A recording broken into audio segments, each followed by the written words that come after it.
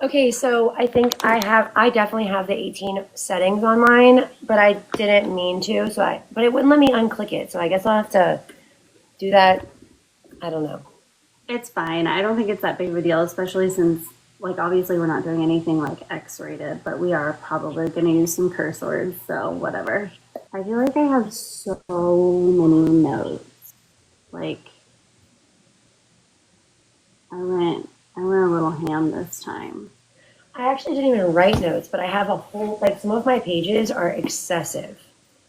Yeah. Some of them I have like a whole page of freaking.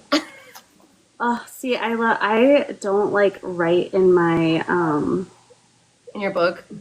I know, but I think that's why I like reading on my Kindle because, but I, obviously Yapper, so like my notes are really long. Oh yeah. Well, usually I just use the sticky tab to like make a point, and then I'll write the note about it. But it's been there's just so much that I can't write a note about everything because I'm like, girl, you're writing too much. Hey, friends. Oh, but in the meantime, did you make a drink? I did. Oh my cup. I love it. Look at us in our coffee cups. I loved Bratz dolls because one's name was Megan, so. Oh, really?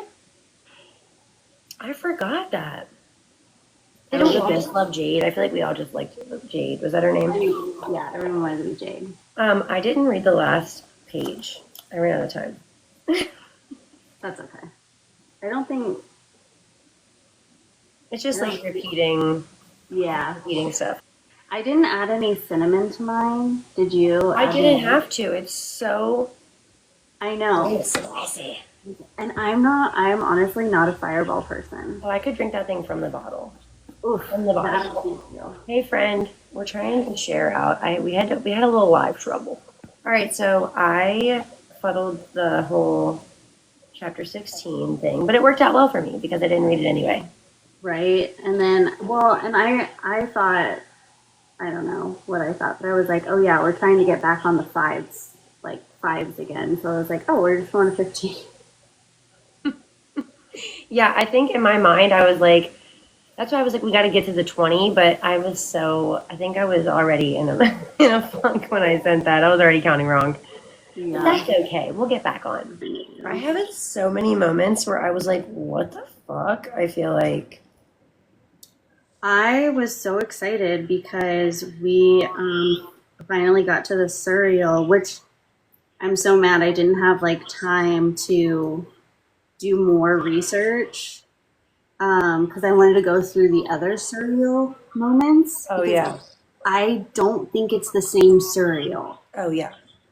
I saw Books and Candy's video about it being like the clicking and whatever, but there's so much weird stuff about that in general because I gotta get to where I'm supposed to be. But yeah, when we get there, there's literally so much. Obviously, the surreal was talking about Tamlin. I mean, obviously, at least the first one. We can wait to get there. We can start at chapter 12, but yeah. All right, I'm going to share in our book club too. Oh, yeah,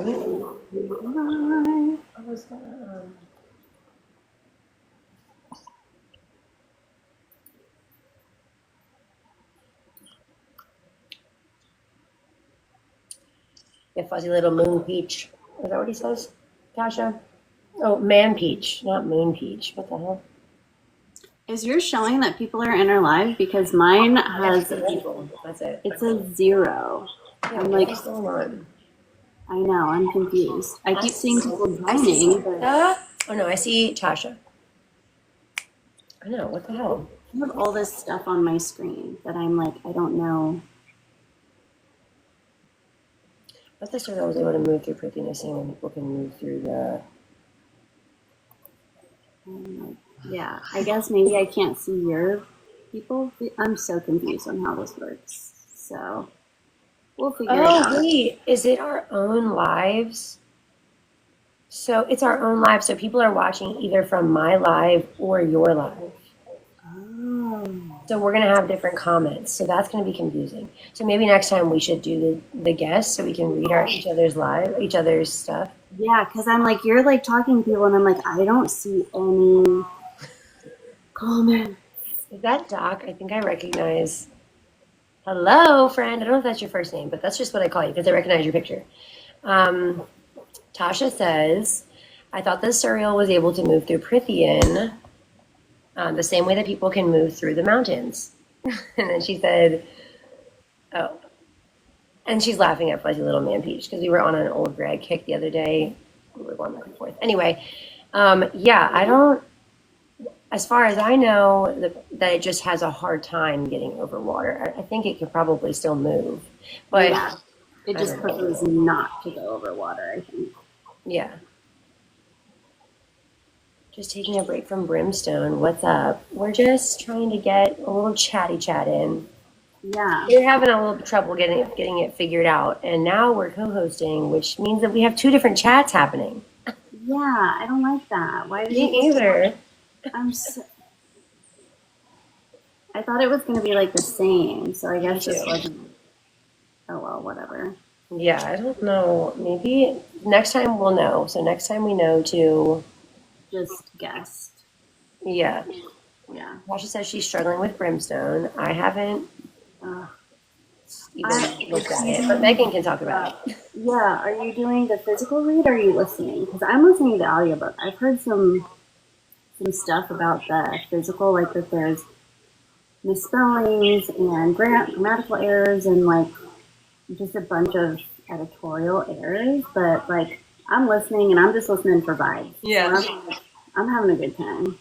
Yeah, what's wrong with it, Tasha? What do you not like about it? I did see, while you're typing, I did see someone else say that because there's like a continuity issue, and the author like commented and responded and was like, "Oh yeah, that line wasn't supposed to be there." Yeah. She goes, "Just pretend it's not there." Yeah. Okay. And yeah, I don't know. Well, Teddy Hamilton is the voice of Kingfisher, so. Ooh, okay, wait. She said, Kindle, honestly, Brimstone was edited by someone who knew what they were doing compared to whoever edited Quicksilver. Was Quicksilver worse? See, and I just did audiobook. This was back. I'm a big audiobook girl, so. Me too. I love audiobooks. Helps me with my laundry because I can't do it. So.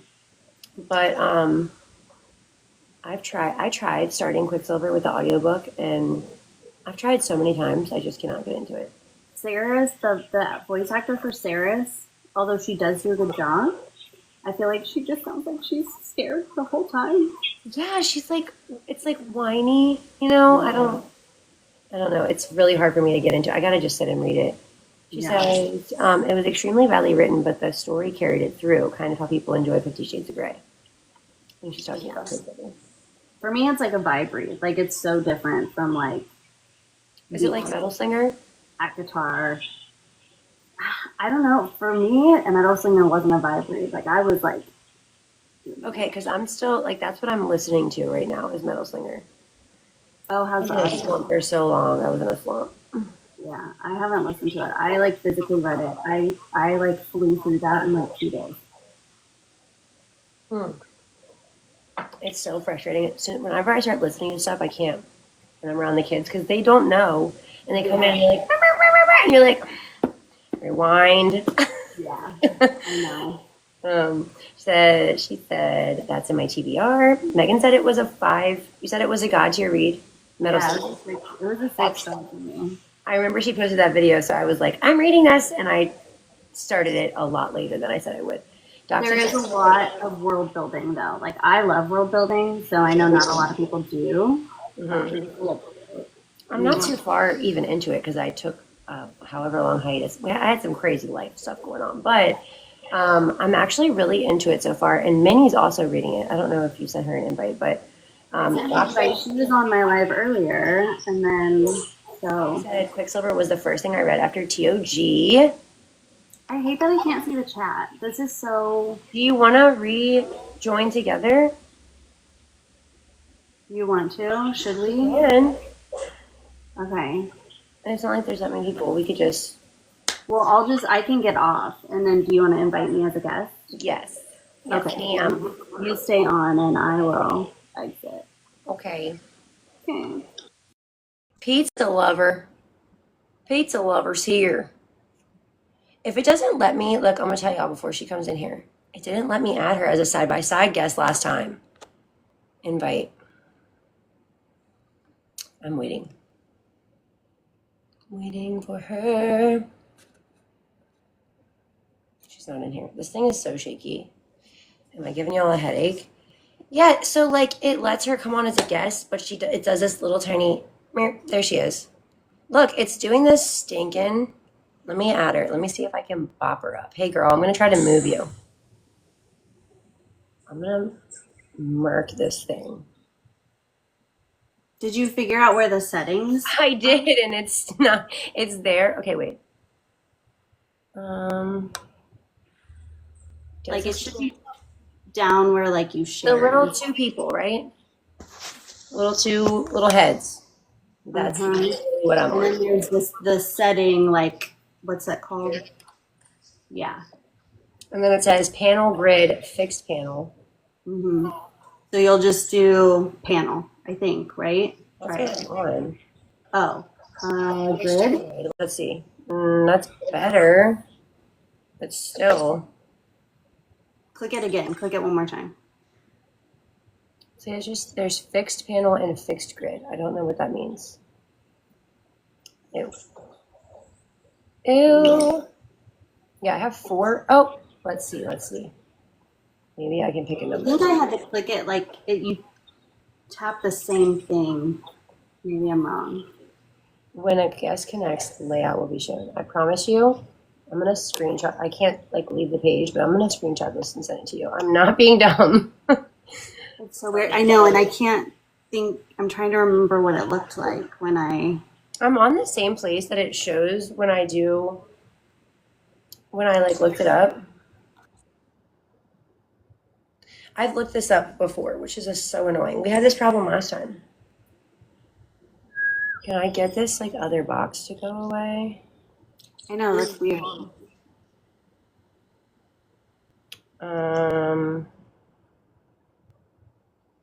Sorry, y'all. So this is the grid, right? Yeah. The fixed grid? Did I just click? Yeah.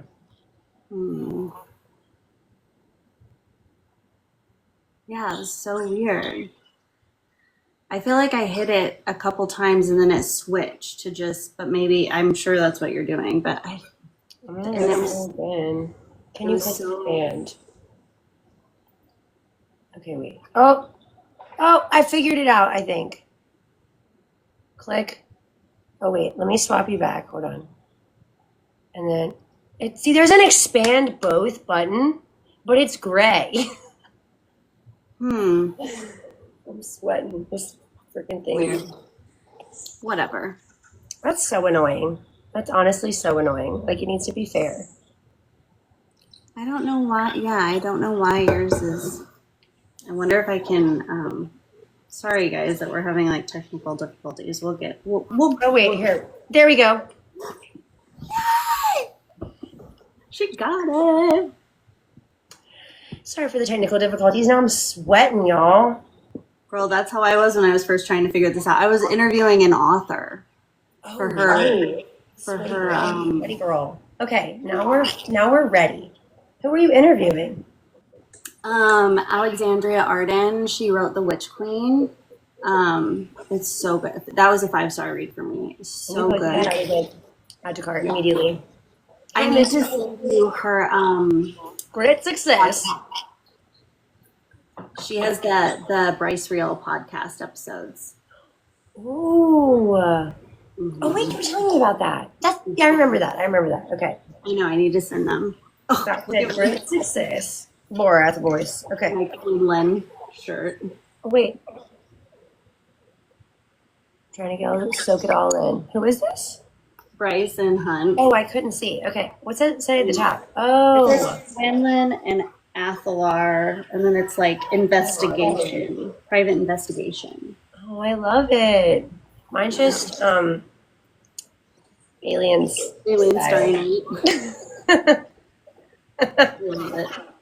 Take me, please. Get me off this planet. Okay. All right, y'all. Okay, now that we're here. Now that we're ready, also we're fighting a little drinky poo. Mm-hmm. All right, chapter 12. Chapter 12. Are you ready? I'm ready to go, girly pie. Mm-hmm. All right. First couple pages were boring. Just kidding. Maybe the now I'm all goofy girly because I'm all sweaty and it was stressful. Yeah, we got it. Yeah, we're good. All right. Do you have something you want to start with? The first thing I have highlighted is like in the second paragraph where she's talking about she couldn't write or read more than her basic letters. Mm-hmm. And all I had was I made a note, like, no wonder he flipped out when he received the note from her. Oh, yeah. Because we're trying to learn, and he's like... Yeah, like, I know he, in this chapter, takes her and knows that she's trying to learn herself, but I don't think she ever explicitly says, like, oh, yeah, Lucian was, like, teaching me to write. Oh, yeah, she never... So, like, of course he's gonna lose his shit. So, anyway, that was, like... Yeah. I have that highlighted, that exact same line, too. Yeah. I also underlined that that she has a nightmare, just like a cycle. She has a nightmare at the very beginning of this. The last was a nightmare. And it's just kind of a full circle moment because obviously she has that sort of, it's sort of like the breakdown of their relationship is like her feeling like he's not, maybe we're supposed to feel like he's not acknowledging her nightmares and her trauma. And so I feel like she kind of takes that as like a full circle moment. Yeah. Well, I also take it as like, it says like, I couldn't entirely shake the horror and the gore of my dream from this nightmare. And then Reese is like the Prince of Nightmares or the High Lord of Nightmares. And I just really think we talked about this last time with the shadow in that dream, but yeah, he's in there. He's given her these nightmares. Oh yeah, it's like he's also confirming for her, like, it's okay, this was supposed to happen. Very weird. Yeah.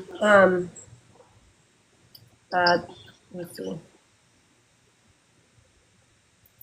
His eyes do a lot of glowing. So earlier we talked about how his eyes were green with amber flecks and they glow. Yeah.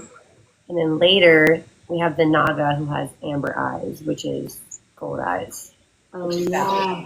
Wow. So Hamlet has flecks of gold in his eyes. I'm not saying it means anything. I'm just saying it's a fact. I did start writing I want to keep track of all his powers, and I'm kind of relating them back to Throne of Glass, but we'll get to that in a second. But like, I also knew you were gonna say that. When she's drawing a map of the manor, right? And later on, when Moore comes to take her, and then there's another moment when Reese ends up outside of her bedroom there. Like, he knows how to get around the manor. It's like she is writing him this map. Like, in her head. Especially because that video, did you tag me in that video about the mental shields today? I don't think that was me. Oh, okay. Someone tagged me in a video about mental shields. It was Minnie. She posted a video about mental shields and basically being like, the shield that she has matches Reese's shield. We'll get to that, but I just thought it was interesting kind of off of what you're saying. Yeah, like he's like got access to her everything, but I was like, okay, so not only is she helping herself, he's helping Reese to navigate this manor, because like we don't know, he's probably never been there. What'd you say? He's probably never been there. Oh yeah, unless they were buddies. Well, yeah, maybe. Buddies, you know what I'm saying? Yeah. Yeah, she never thought about that. Okay, so we got glowing green eyes. Let's see. Obviously some foreshadowing to the space feeling cramped like a cage, her feelings. Whenever he changes forms, there's the blinding flash, which I think just speaks to, I think that happens when anyone changes forms. But I think that it kind of speaks to like a mini of like the yield, like why is there a flashing of light. Usually that means something, like the horn is flashing, she's time traveling. I just think it's interesting. What power is that? Does that mean? Right. He trained Tamlin when he was a kid. Because when Lysandra or Dorian shifts. I thought she did. I just asked that. I'm not exactly right, but I thought she did. Did she? I actually can look. Let me see. I was going to say, I have it in my Excel doc. Were you thinking about Dorian too? Do you know if he does? I don't think Dorian does, that I remember.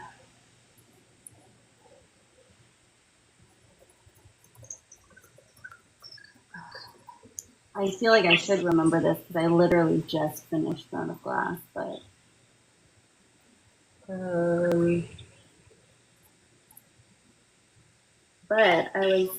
while you're looking that up, I was writing Tamlin's powers down because he has shifting powers like Lysandra. He has wind power like Rowan. He has fire and flame, which we do see in these chapters, like Aelin. He's an Ash River. Oh yeah, I think so too. I think that he comes from, especially since he has like the combination. Like, I feel like usually, like in Crescent City, there's the singular shift, but because he has this like multifaceted shift, that is Lysandra, which is giving the Excel spreadsheet, y'all. Right? And doesn't Aelin have gold flecks in her eyes? Yeah, she has a gold ring around her eye. Yeah. So here's my character map, y'all. And you can't see it. It's so long you can't even see it. Oh my It's God. so long. I have like 27 pages on this Excel doc, so. I was literally thinking about doing that today. I have one for Fourth Wing. I don't have one for. It's so fun. I have one for origins, like every origin story of everything. Okay, you might have to share that with me. Is it on Google Docs? I forgot what I was looking at. I was looking at Flash of Light, but I'm missing comments. Close out Excel spreadsheet. I think Gabriel does. Are you saying you think Gabriel does Flash of Light? Is that what you're talking about? I think I missed what we were talking about. Missy, sorry. Well, yeah, I think, because when Rowan shifts, there's a flash, right? Yeah, I know that there's like more than one person at least in Throne of Glass. So I can't remember where it is exactly, but I know that at least a couple people shift. And I feel like Falcon does too, Lysandra's uncle. I feel like that's just like a thing that I just assumed was part of shifting. And now it's like it's definitely happens with Tamlin as well. I don't know how important it is, but I didn't have a lot of like fun stuff on these first couple pages. Not till 106 I started making notes. What about you? What they doing in CC? There was somebody who was doing the flash of light, and I remember thinking, there's not a flash of light. I remember thinking that in Crescent City, but I couldn't say it with certainty. So I wouldn't hold me to that. Yeah, I'm not sure. We'll have to look that up. But I do think it's interesting that they sort of, it's like a chemical reaction almost. It's like a giving off. All right, where are you? I don't have anything until 106. I'm on my Kindle, so I'm not sure. Let me see if we're. I think they're kind of similar pages. Yeah. Okay, so after the little squiggly wiggly, the divide. Right? No.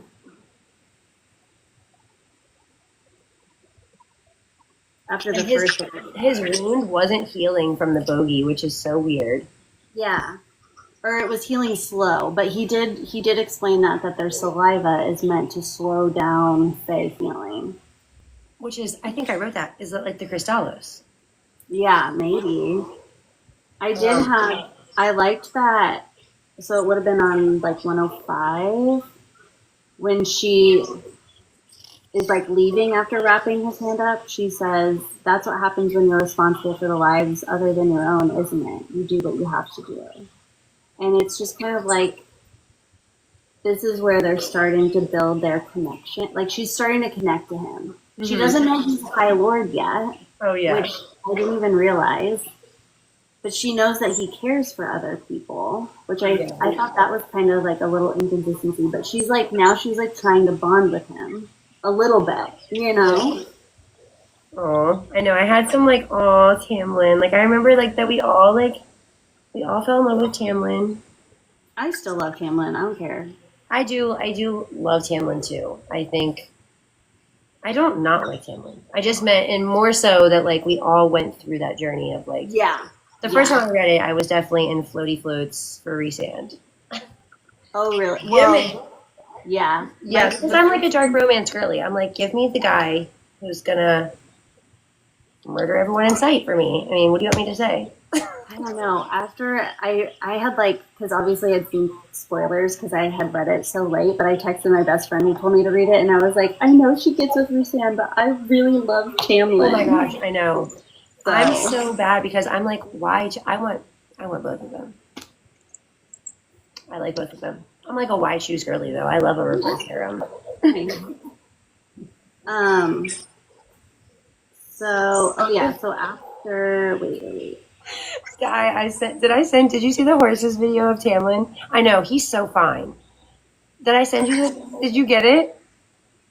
I don't think I've seen it yet. I saw you sent me a video, but I hadn't had time. Guy and Missy. I don't know if I sent it to Missy. I think I did. Oh my gosh, it's so funny. He's like like an AI, but he's dancing to. He looks good. So yeah, don't get me wrong, y'all. Don't put me in a box. I love Tamlin, but definitely the first time I was like, he was pissing me off a little bit. He was pissing me off. He's a High Lord. Of course he looks good. Huh? I said he's a High Lord. Of course he looks good. Oh yeah. Okay, I love the conversation that she's like eavesdropping on. Do you have that? I'm assuming highlighted. Lucian and Tamlin. What page are you on? It would probably be around where you were saying 106. Okay, so I have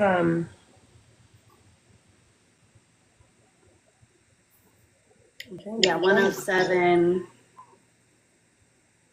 Oh, yeah. Well, I think it's interesting on 106 that before the little squiggly, it says, if Tamlin was that powerful, then the High Lords of Prythian must be near gods. And I think that that's so cool because I think that the High Lords of Prythian or the High Fae could represent demigods. And then we have, like, the gods, which are, like, the Olympians. And then we have the Daglin, which are the Titans. Ooh. So I know it kind of goes along with like my age of men. So it's like the age of man is all dependent on like who is ruling the gods. So like it starts with like the primordial deities, and then it's like the Titans, and then the Titans have all of the Olympians, and like they fill the 12 seats of the Olympians, 12 Olympians, 12 gods from Throne of Glass, and then I feel like Prythian kind of came before, so maybe not first, but like maybe there was a swapping of like some things that were first and some things that were first in the other place, because I want to talk to you about the Bone Carver as far as that. But and then basically, so that's like the golden age is the Titans, and then they make from there, then they have the Olympians, and then from there it kind of goes down where Zeus uses the world ash tree, well, not the world ash tree because that's Norse mythology, but he makes beings of ash tree, whatever, which I'm thinking is like Vampire Diaries. You know how like the original vampires can't die unless you kill them with white oak or whatever? Yeah. Because they're made of that. So in mythology, Zeus makes a brand of beings out of ash wood or something similar. And so I'm like, what if the Daglin are the Titans, the gods are the gods, and then the High Fae are like these demigods made of ash, which is why they can be killed by ash wood. And then the gods made humans, which, thrived, not really, during the Bronze Age, where gods left them, which is where we are now in the Iron Age, or like now we're in the Iron Age. Isn't that so cool that like the numbers match up too? Sorry, I was yapping. He's so stubborn though. I think he'll pull a Caltine and overwhelm a Valk. I I don't foresee him being possessed at all. Who? Tamlin. Oh, I yeah.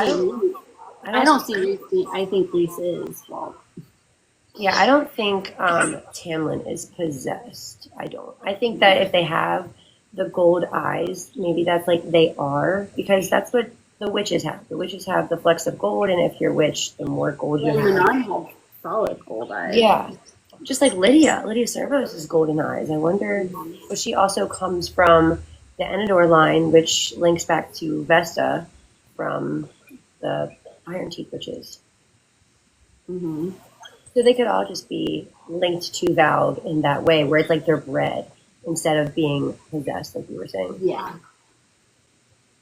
He has a cool idea that Brandon was a prince of hell who deflected. Or who defected. How does that work? I would like to know that explanation. I think I might have been talking to her about that, but I can't. And fire into his line as a protective device. That would make. Oh! Okay. Side note. This is a side note. Did you know that Elena is a half-breed? Elena. Like, okay, by the end of the book, this is Throne of Glass spoilers. Obviously, everyone knows read it. But by the end of Throne of Glass, obviously, we see that Mala is Elena's mother. Yes. And we know that she tied herself to a human body, or she tied herself to a mortal body. But a mortal to a god doesn't mean human. It could mean just a fae, especially if she has fire power that she breathes with Brannon. She would still be fae. And even then, at the beginning of the story, we don't know that Mala is the mother. So they say in Throne of Glass or Crown of Midnight, they reference Elena being half-breed twice. Isn't that weird? Maybe, do they mean like... They mean Mala. Like I looked it up God? every year. Even on like the wikis, it doesn't say. It says that like Brannon is full fae and Elena's maybe they're saying half breed as in half god, but again, we don't know that she's half god. Nobody does. So why would they say the half breed? That is weird. Yeah, and even if you aren't high fae, you're not a half breed. Well, I guess technically, like maybe she didn't. Like you said, it said mortal doesn't necessarily mean human, but doesn't necessarily mean fae. So maybe she thought she was a witch. That could work. But are witches considered fairies? Like, are they in the like? Because in But they still have magic. Because in Throne of Glass, everybody who has magic is fae. Versus in Crescent City, it's Vanir. So like they just call everybody fae. You know what I mean? I don't know. I'll have to go. He calls them demi-fae. Yeah, demi-fae and like just fae. Yeah. And then there's like high fae. I don't know. I just thought that was so weird that I'm always like, what do you mean she's half-breed? Sorry, I gotta say. Oh yeah, but his eyes are glowing twice. I think that's so crazy. And maybe that's like from his Starborn. Maybe he's Starborn. His feral and glowing stare. And then he says, "You aren't what I expected for a human." Yeah. But like, what a weird pause to say, like, to add for a human versus just, what if it was just, "You aren't what I expected"? Because we think that he expected something.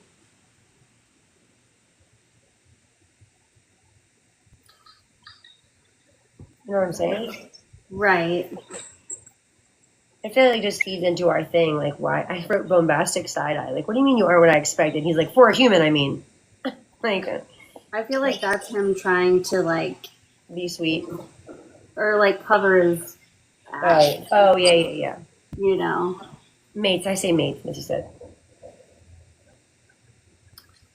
All right, girl. The next thing I got is the whole conversation that she's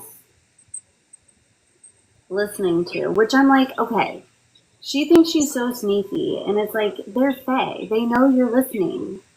Like, they know, and that's why I think that Lucian is being so forthcoming in this whole conversation. Because he's just like, there isn't much time. You're sulking around and growling. You're not even trying to fake it anymore. Fake what? I thought he meant like that you're trying to solve it, trying to fix it. Like fake I think he's like talking about like being nice to fit, like get her to fall, right? Like, because that's what it has to be. There isn't much time, and you're just sulking and glowering. You're not even trying to fake it anymore. Yeah, you're not even trying to put it on for the girl. Yeah, like he's just like broody, moody. I see what you're saying. And then Tamlin says, it was a mistake from the start. I can't stomach it. Not after what my father did to their kind, to their lands. I won't follow in his footsteps. Won't be that sort of person. So back off. I underlined that too. What the fuck did he do to their lands? Literally, what is he talking about? Me too. I said, my little sticky, what did he do to lands? So what does that mean? Yeah. What did he do to their lands? What did he do to their kind? Especially probably have them as slaves. Yeah, especially when we get to the part where it's like telling the story of Prithian. That doesn't go with the story. Wait, so we've been talking about Tamlin probably having some kind of mind reading or Daemati powers. What if that's what his dad controlled the humans? Because Rhys later talks about how they let go of the humans as their slaves because they're like, we couldn't control their minds. What if Tamlin's father could do the same thing? Because he said, not after what we did to their kind. Yeah, their ruthless ancestors is what Rhys was talking about. And it makes sense because that makes a lot of sense. Wait, she said he probably took extra lands then agreed before the wall went up. Yeah, because they are the southernmost against the lands. And then, sorry, I'm like still with my highlight. He literally says out loud, for someone with a heart of stone, yours is certainly soft these days. Which, like, in the first time around, you're just like, oh, he's just calling him cold-hearted. No, he legit stone heart. Yeah, I boxed that too. That's so funny. Oh my gosh. Yeah, we're gonna talk more about the land magic too, or the Tamlin thing, because I think it's gonna come back around. But so it says then on the next page, the barriers between courts have vanished. That's like the magic of the land. That's the magic of like, which I'm assuming is because the cauldron is broken, and it's like piece that is used with it is also broken. So, but it's also like that was 500 years ago, and they're blaming this on Amarantha. So what does she have that's disrupting the barriers between the courts? That's like a innate magic of the land. That's way deeper than just her. But also a blight is like a parasite to plant life. So I wonder if her blight is like to the core. I don't know. That's like really convoluted, but I'm also wondering, like, what did that mean before the barriers between the lands? Could they just not freely go? Like, if all these creatures were kept just within their lands, did that mean the Fae couldn't go between lands as well without some kind of explicit permission? Yeah. I'm not sure because it did talk about that though. Really quick before it goes away, Tasha said, spring is the court that is connected to the human land. Oh yeah. What if the wall is like another magic triangle? We were talking about that, where like outside of the wall you can't use magic. Ash and Elm are susceptible to blight, which is why there's no more ash trees. She has the High Lords. They can't bolster the power of their court. Hi, Minnie. Hi, Minnie. Back to the ash tree again. I know, Di and I love the ash tree.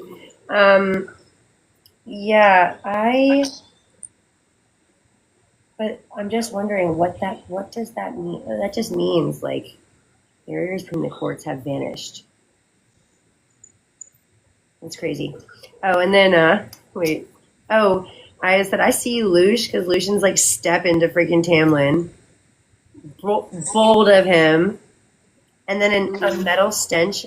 Wait, Lucian stepped toward me, closing his teeth. A pulsing kind of air hit me in the stomach. A metal stench filled my nose. And that's like Tamlin's magic.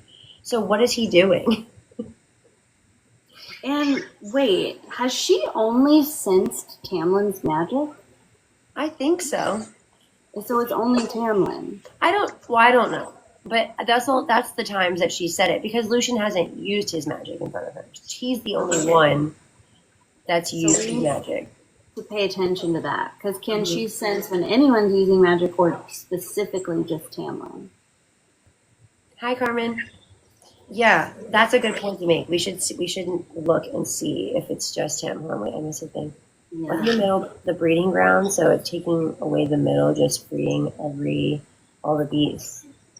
Well, they said that. So the middle is like, and we'll get to that, but it's like perhaps where the first pour was done, but the beings that are in the middle were put there. They weren't, as far as like the Daglin, they did breed and like put them there to hunt.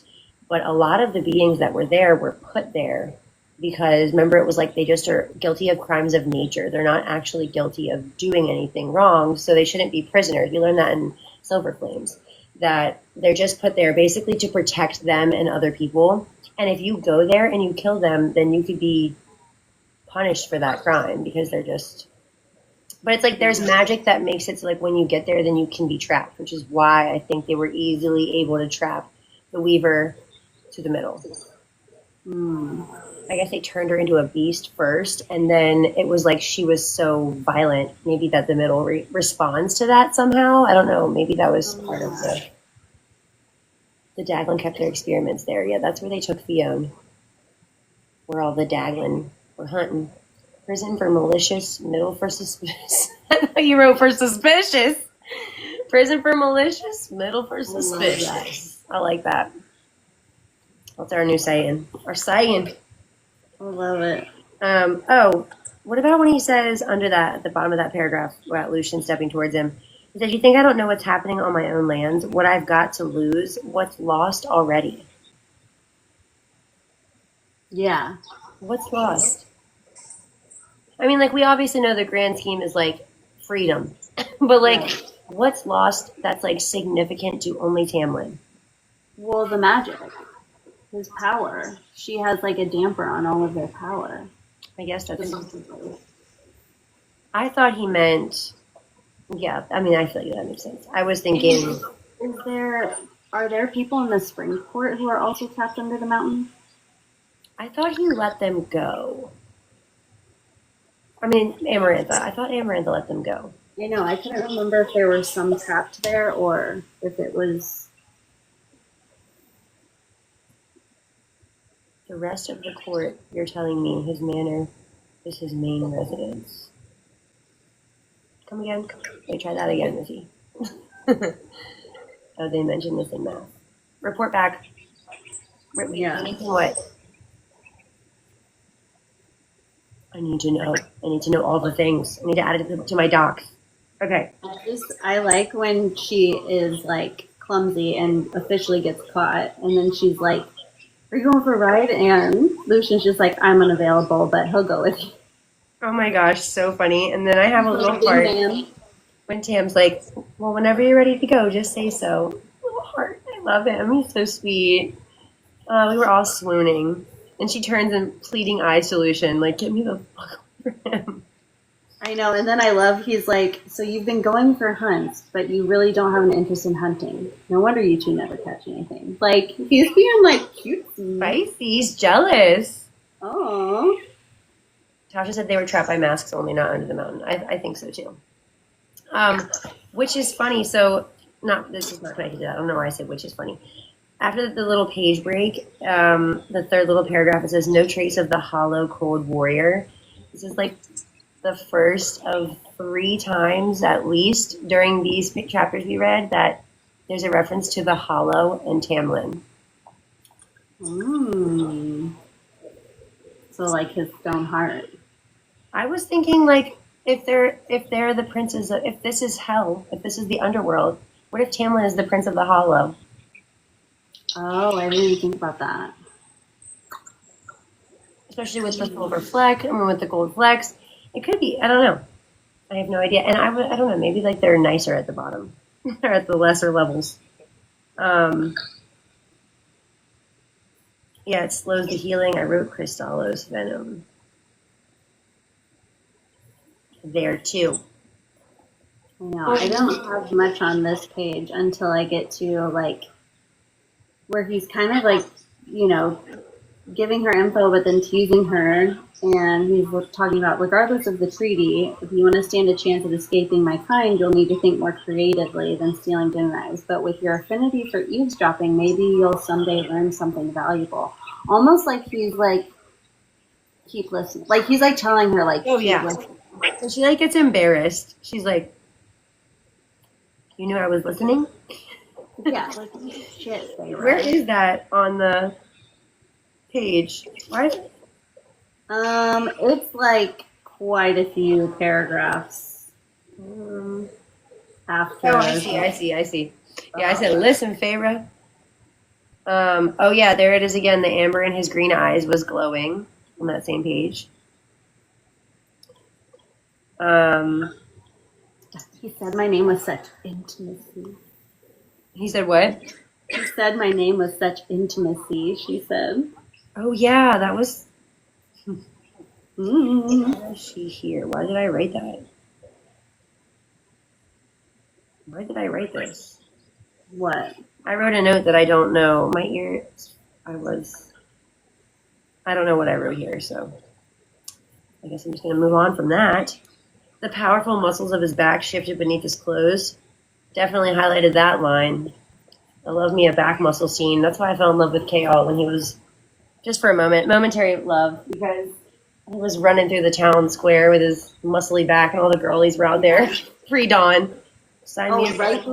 Right before that, the paragraph before that, at the very end it says, like she's like thinking about what he's telling her, and she goes, well, I didn't want to be caught up in some brutal war or revolution. I doubted I'd survive very long.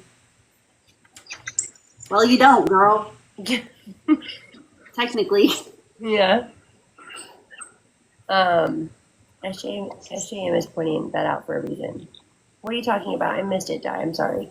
Oh, and Missy was talking about how the other courts have like palaces, and we don't see that in the Supreme Court. They just have like the manor, basically. Lucian was dropping so many hints to Feyre, he must have thought she had a TBI. What's a TBI? Traumatic brain injury. Oh, yeah, duh. Hello.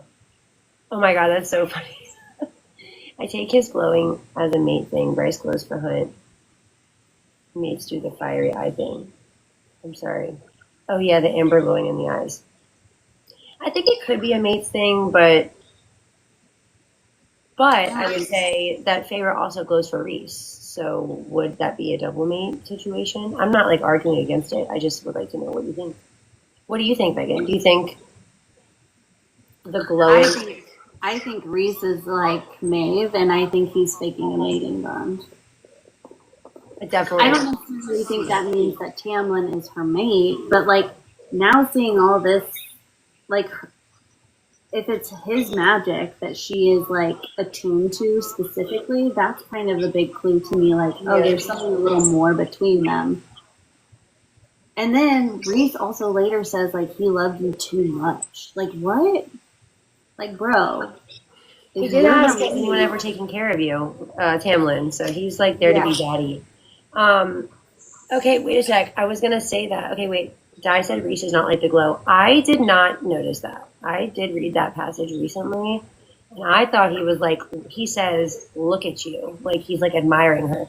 But, are we both talking about the cabin scene? Like, was it 55, chapter 55? I thought that that's what happened, but I was going to make a video, and I couldn't find, like, evidence to support it, so it was going to just be, like, a question theory. But what if, like, part of the whole, like, he's convincing Feyre to be his mate is because you know how in Crescent City, Bryce glows every time they have sex, and then Hunt has the residual power from her glowing while they were doing it, which is how he's able to use the mask because he has her power. So what if Rhys does it with Feyre? I'm trying to get flagged on here. What if Rhys does it with Feyre in that battle scene, before ACOTAR to like power himself up, to like charge up with her glowy glows. You know what I'm saying? I feel like he's definitely, because why else are you doing it to the sound of screaming and He also gore? Anytime she brings up something he doesn't want to talk about, he distracts her with. Absolutely, I absolutely agree with that. Yeah, So it's not as romantic as it first seemed, you know. Yeah, I agree. Karen Ann and Blood Oath, I think she's in. Okay, I love, someone had this theory, I can't remember, but basically, like, what if, obviously this is a theory, what if she was Tamlin's mate, and, like, even when she was a human, so that's why she's got all of these, like, affinities to his magic and all this stuff. But then once she was brought back to life and she has a drop of every High Lord's power, it was who claimed her as their mate first. Ooh, that is such a cool idea. They're all attracted to her. You should you should go on about that. That's a good idea. You should do that. Wait. Yeah. I thought that was because they were trying to hide. I thought so too, Tasha, but I don't exactly know. But I did read that scene recently just because I was trying to prove my charge 'em up theory. But yeah, write that down, Megan. That's a good little idea. But she only glows when they were doing it right. Why brush when they were doing it right? I put emphasis on that word wrong. But she only glows when they're doing it right. Why brush it off in that moment? Is that more like what you meant? Yeah, that's true. Okay, that's a good idea, but mates are soul deep, Rhysand keeps her soul there. Yeah, there's definitely the aspect of that can be changed. And I would say part of my argument for why I was like, was she turned into Maeve when she made the drop? Wouldn't that be funny if Rhys and Maeve were mates? Because he says that he doesn't, that like when she was made, when she woke up, that's when he felt it click in. So he felt the mating bond click in with Feyre only after she awoke and was freshly made. I don't know. I need to go back and read that because also I just don't trust anything that Rhys says because he's a liar. Yeah, well, yeah, but that's not like discrediting him as much as saying it almost proves him to be more dishonest to say that like we're not actually mates, we're only mates because I was made into something, and the only reason I was made into something is because you tethered to me, because you somehow knew that this was going to keep me alive, and then you were going to make me into a weapon, and you were going to claim this person who could do all these things for you. I think I was on Beck's post or something, but we were talking about how, you know, he gets to the baby. The reason that he didn't try to save Feyre's life instead of the baby is because that was his endgame. Maybe he did all of this to get to her. But I just think it's interesting that he's not like, I knew we were mates before. He's like, when you woke up and you were made, then I realized we were mates. And it's like, if I believe one thing he says, it could be that, because she could be made of like she could be another person in her body. What if when she came back, it was like a Valg infested her? Maybe. Or it could just also be, since she had a drop of all their power, each of them felt some kind of connection to her, but since she tethered to him for the drop, it felt stronger for him. Because again, if none of them have actually had mates, they don't know what that feels like, right? They don't know what feels like. The mate bond. Oh yeah, I don't know. That's a good point. He smelled her power. The tattoo that Nest gets by the mother is it's like a crashing wave. It's like an ink blotch. It's like a splotch. Is how it's described. So I picture it like an ink blot test. That's how I picture it. The second one. But her soul remained. Oh yeah, I thought you were gonna say, what I was gonna say onto that was that she had, like, she referenced herself as being like cold, and that's why she had the connection with Isaac. But she says later that her heart wasn't always, she has this like heart of darkness now, and her heart wasn't always dark. And then she says that this like ichor is like leaking out of her dark heart, which the only reason I was saying Maeve is because Maeve is described as having a dark heart time and time again. So I just thought that was interesting, that she now is maybe connected to him because she has this like darkened heart. I don't know. I like the idea though about the. Well, and like what Missy's saying, I would assume that she is Karen M with all of them. That's and that's a good point. I'm like so convinced because like for me, I think the blood oath in the Night Court is like similar to their bargains, like the tattoos in the blood, like that's similar. So she's covered in tattoos from bargains with Reese. So she's in some sort of oath with him. Karen M, we learned about it specifically in Throne of Glass, right? They like made a big deal about how like Roman said he would hunt these people down and take them out because they were leeching the power out of them. And their Karen M was like, it was a mercy. And think about what you just said. He's using her to power up. Like, he's leeching power from her. He literally like is leeching off of her everything, her power, her body for a baby, her like he's bleeding her dry. Why did we learn about it in Throne of Glass and then there was like never a follow up with that? Like we never saw someone do that, like bleed someone out of the Karen. So I'm like, are we seeing it with Feyre? Are we seeing it firsthand? When you're saying like bleeding them out, are you talking about in Air of Fire? Like leeching, like not like physically their blood, like their power. Like they absorb all their power. Oh, okay. That's what the Kingdom bond is, right? So you can use their power to power yourself up. Oh yeah, because they said some people like misuse it. Yes. Yeah, so like the weaker one, it's a mercy to like them. But I think we're watching Rhysand do that with Feyre. Look at what a shell she is of herself at the end of Silver Flames. Like she literally just goes to and from her little art studio in her little manor. Whereas when she was throwing a fit with Tamlin, like I can't leave the manor, I can't do this, and then she gets to Rhys and she's like, oh yeah, actually Rhys says I shouldn't leave the house, so I'm not going to leave the house. Oh, and Rhys has me in a bubble, so no one can actually physically touch me or smell me because I'm pregnant, and I'm just going to go to my little secret painting art studio that I guess Rhys eventually found out about. I mean, she is just like a walking shell. Yeah. Sorry, that was like a long tangent on that, but no, tangent away. I've thought about that a lot. No, that's a really good point. I think that it makes sense with motive, and I mean all the reasoning is there, and I think it's still safe to say that he thinks he loves her. I still think that could be, but I think that he definitely has. I think it's like ulterior motives in the same way that like Vesperus and all of them are like, it's our sustenance. What are you getting all uptight about it? And it's like when it comes down to it, it really is. It's like a way bigger being in like a little tiny ant. And that sucks to like say that, but I feel like maybe down to a certain degree, he's like, this is just my food. This is just what I have to do, but I love you. Yeah. And I think, and if he is like a Vogue or some type of Vogue or some kind of breed like that, I mean, he clearly feeds off of pain. Like we see it at the end of this book. But then it's like maybe he also discovers he can feed off of any emotion, like her love. Saying that. Like, so he's like, oh, buffet every day. Yeah. Put her through all the emotions. Put her in danger all the time. Feed off of her fear. Feed off of her anxiety. Like, Missy said, "Get a TOG crossover, and they can be like Feyre. Here's how you break all that shit." Facts. right.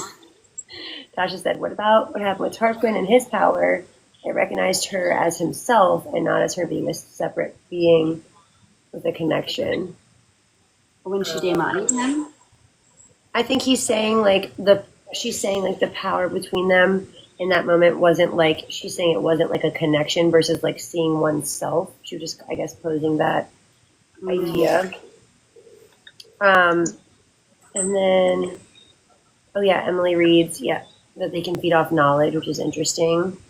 Emily was talking about how, like, in the horror genre, that monsters usually, all of those different types of monsters, they feed off of something, like children's laughs or, different types of emotions in general. So I think you're on with that. Not a Karen situation, but a cuckoo. Is that a misspelling again? What did she say last time? What was it last time? Not the Supreme Court. What did she call everybody? Do you remember? It was so funny. Okay, chapter 13. Made it nowhere. Calamari, she said. No, but then you said the Supreme Court. You said the Supreme Court. Somebody said it. Celebrating calamari. Okay, first line of 13, we got Tamlin's fire. That literally, yeah. Missy was putting down. I'm going to put this in a video, I think, with my... Oh, wait. Oh, yeah. I was going to tell you about that later. Okay. Oh, yeah, the tang of magic again stung her senses. Anyway, so then it says, tomes lined each wall like soldiers of a silent army. Talking about the book in his library. I thought that was so interesting because he's like she's personifying these books, which we have other instances of books being personified by Jessica, and I think it's also just like a metaphor for like this is how you fight. Yeah. Live will end. I have a puzzle. I didn't know you had to do that. Okay. Sorry, I had a puzzle. I don't know, I just was thinking it was kind of like a metaphor against fighting in the general term of what they're being oppressed by. I didn't mean cuckoo like the bird. I did mean how another bird raises. I don't know what you're saying, girl. I really tried. I know, I don't either. What's a cuckoo? A cuckoo is a bird, a cuckoo bird, I think. Cuckoo? So she says, it's been over a week since I left my family. I could at least let them know I was safe. I wrote, why? Like, sorry, they don't really, you guys are not the best of friends right now. Your dad told you don't come back, and you're living in a penthouse times 50. Should I squeeze your lips, Sarah? Stop fucking talking. She's so, where did I wrote somewhere, she puts herself on a pedestal. Like she puts herself on such a pedestal with this and with Tamlin. It was in the last chapter where she was just like, I mean nothing, like basically like I mean nothing to him. Like I'm just like I'm at the very bottom of his long list of priorities. Yeah, no shit, Sarah. Yeah, yes, you're right, correct. Girl, you're a little human. She's so, okay, there's nothing fun on there for me. Should we turn, okay, I don't have anything. My next page is littered. Okay? We've got a show to go down. Let's see, what did I have this highlighted for? I said... Oh my gosh, they planted, I don't know what that means. Sorry, go ahead. I'll read that in a second. No, I don't think it's that. Oh, here she is, like, talking about herself being a typical ignorant human. But it's like, girl, she's so opposing. Like, she puts herself on a pedestal, but then she's like, they think of me like this. And it's like... Yeah, I think that's just, like, immense. But they also haven't been treating her like an insignificant, ignorant human. Like, they've literally been cordial with her, and... I feel like this is, like, in a different way, Nesta, I feel like, also goes through this, like, inner dialogue of, like, that she's not good enough. Farrah does it in a fucking annoying way. But I think that this has to do with, like, their mom being so preoccupied with, like, her peers and parties and her father. And it even says that on that page that we were just on, my mother had sorely neglected our education. Yeah. And I just think it wasn't only Farrah that was probably neglected to a point by their mom. And I think that obviously we all, as women, like the women who are here, understand the importance of a strong woman role model in your life. And I think this has them searching and like projecting so that people can tell them, we love you, you're good, we want you, you know, and it's like, do the things and then I'll compliment you on them. Don't. Yeah. That's like my son. He's like, Mommy, I'm going to read this book and then you tell me good job. I'm like, no, don't tell me what to say. Okay. Let me just stop you there. Don't tell me what to say. All right, sorry, I'm gabbing. Okay. I want to know who their mom is, too. What'd you say? Hallie said, I want to know who their mom is. I want to know that, too. I know. I'm on the next page, 114, where it's like, I rose from the chair. Mm-hmm. But at the bottom of that page, this is where we get to the goods, the story of Prithian. Mm-hmm. Yes. Oh my God. I have the whole thing. The whole thing marked. Oh my gosh, this is my favorite. Okay. First thing that pissed me the fuck off. Okay. Sorry. Let's see. The paragraph where it's like a mighty black cauldron held by glowing slender female hands and a starry endless night. Starry endless night. Yeah. Oh yeah.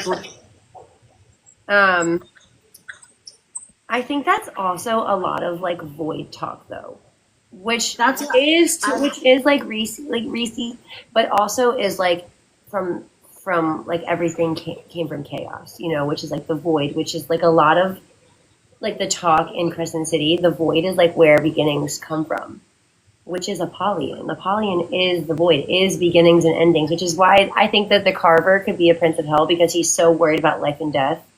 It's so weird. I have in that same like paragraph, I have that highlighted, and then the symbols, small symbols, perhaps some ancient Fey language, which is probably word marks, and then continued on where the cauldron were dumped into a void below.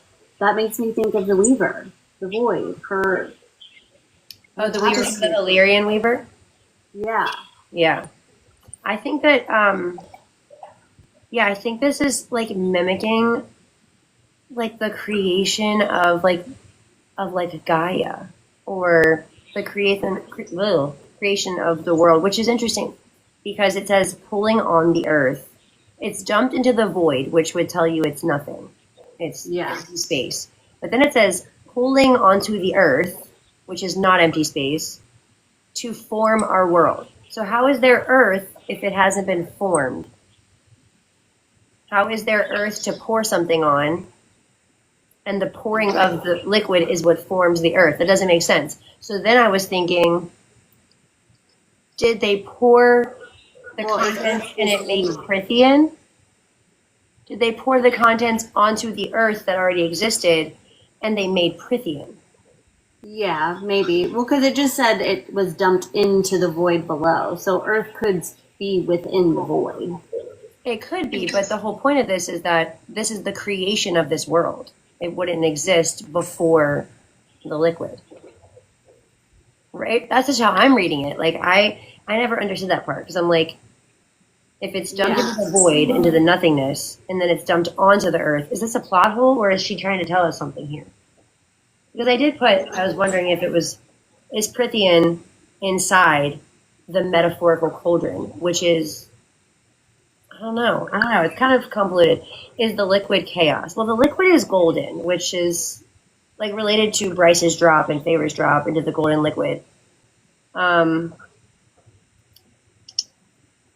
says the contents of the liquid were dumped into the void, pulling on the earth to form our world. It gets so crazy in these next couple things. It gets so crazy. I didn't want to interrupt if you were trying to talk. I took it as void and form,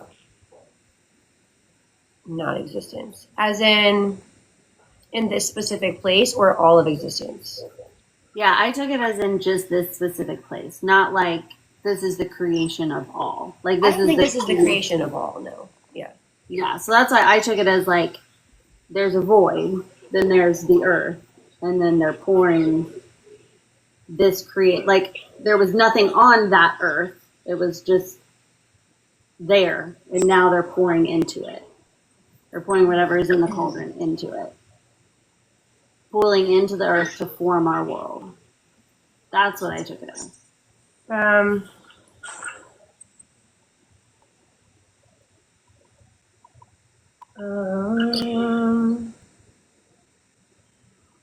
It's so weird. I think it's really weirdly written. Just, I don't know. But it says, ornate depictions of beings who had once ruled over lands that now belong to humans. So I'm assuming these beings, did we all assume these were the Dagon and Asteri? Where at? Where it says the map spanned the entirety of our world, not just the land on which we stood, but also the seas and larger continents beyond. Each territory was marked and colored, some with intricate, ornate depictions of the beings who had once ruled over lands that now belong to humans. What she says. I think that it was flat and void of life in the pouring form. Void of life, I get more, like I get what y'all are saying, and that's the case. I didn't read it like that at first. Only because the void in every other sense, especially in Crescent City, is like space, is like this emptiness of space. So every other time when we see void, it's like the dark nothing, which is why I was like a little confused by that. But so it says, all of the world had once been theirs, at least as far as they believed, crafted for them by the bearer of the cauldron. That's what I was thinking. Those were the Fae because of that line there, by what they believed. Like, they believed they were the first ones there. I mean, maybe it could have been the Daglin and the Asteri, but did they think that... Obviously this is everyone's, I'm not like saying, my understanding of it was, I feel like they skipped, obviously this could be because it's not like maybe written or put on this mural because that certain information was taken out of history, but King Fion, his rise was to defeat beings, and that's at least known. It's at least known that the Daglin, or they were called the Daglin there, right? Yeah. They were at least known. I don't know. I felt like they skipped the whole. Go ahead. What were you gonna say? Well, I'm just wondering because we're also in her point of view. So it's like, does she know about the Daglin or these beings? Because we also have to view it from Feyre's point of view. Does she know there's anything above the Fae? Yeah, she does. You're right. No, yeah. I think, but she says that like it's been told. She says like I remembered. Do you remember? All of it I remembered with a shudder. All of the world had once been theirs, at least as far as they believe. What? That's what I'm like. I just don't. It's hard being in a 19-year-old uneducated girl's mind. Oh well, speaking of, go back. No, not sparkling, but effervescent. One, she doesn't know what effervescent means. Two, that's like basically, it's so not that far different. Like sparkling is like man-made. It's like putting carbonation into water makes it sparkling. But effervescent is a chemical reaction. Effervescent is like something is fizzy because of a chemical reaction. And the only thing, they're both fizzy. It's the same thing visually, but like the source is different. So why would she say, no, not bubbles, bubbles? I don't understand, especially for someone who's illiterate. How would she even know that? That doesn't make sense. Here likes to sound fancy. Carmen, I agree.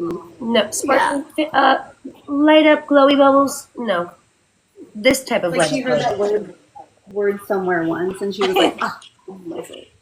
Like, chick, I don't think you even know what the definition of effervescent is. Okay. Oh yeah. So this is, and what's weird is that they're talking about the humans versus Fae battle. So they skip. I wish I would have like written this down because I wanted to talk about this part on another map of a much reduced realm. They go from like what I perceived as them being the Daglin to they don't even mention the treaty. There's no, it's just, obviously they're not going to mention the treaty, but it says. Well, yeah, I mean, because it goes like further down, she has like where she's talking about the northern territories have been cut up and divided. Everything north of the wall went to them. Everything south was left as a blur of nothing, a decimated, forgotten world, as if the painter couldn't be bothered to render it.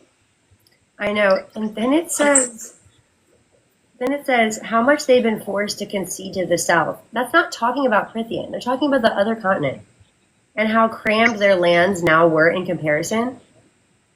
because the bottom of their island is this big. Then it says, our massive island had fared well for Prithian by comparison, with only the bottom tip given over to us miserable humans.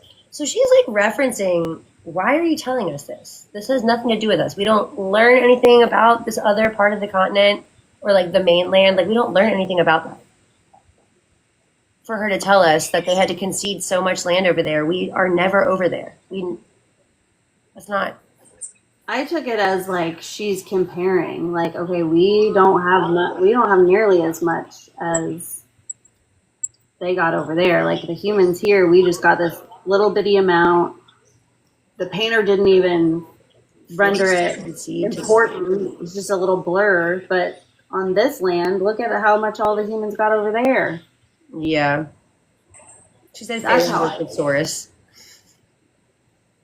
Okay, I do have highlighted, and I don't know, I just liked the imagery, I guess, of it, where she's talking about the bulk of the sacrifice was borne by the southernmost of the 7 territories, a territory painted with crocuses and lambs and roses, the spring lands.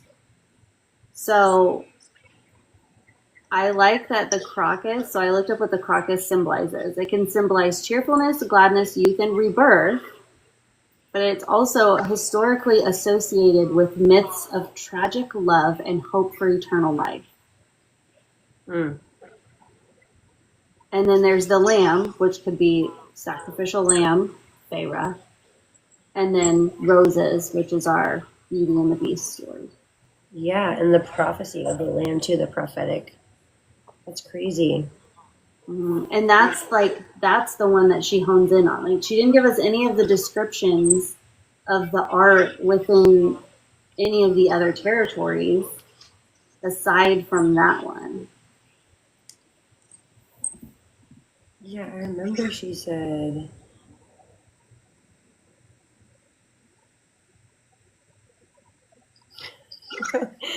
later where it says, at least I was able to live out my, like at the bottom of that paragraph when she's like, at least I was able to live out my days in one of the more moderate courts weather-wise. A small consolation. I wrote, shut the fuck up. Shut up. Yeah. At least it's a consolation. Girl, shut your mouth, honestly. And then she goes to the coldest one anyway. So then, because then she's like, I look northward, and she starts talking about those. And then at the very end, and above that, perched in a frozen mountainous spread of darkness and stars, the sprawling, massive territory of the night court. With things in the shadows. Little eyes gleaming. Between those mountains, little eyes gleaming in teeth, a land of lethal beauty, the hair on my arms rose. So, like, the night court and the spring court are the only two that she gave us, like, an in-depth description of.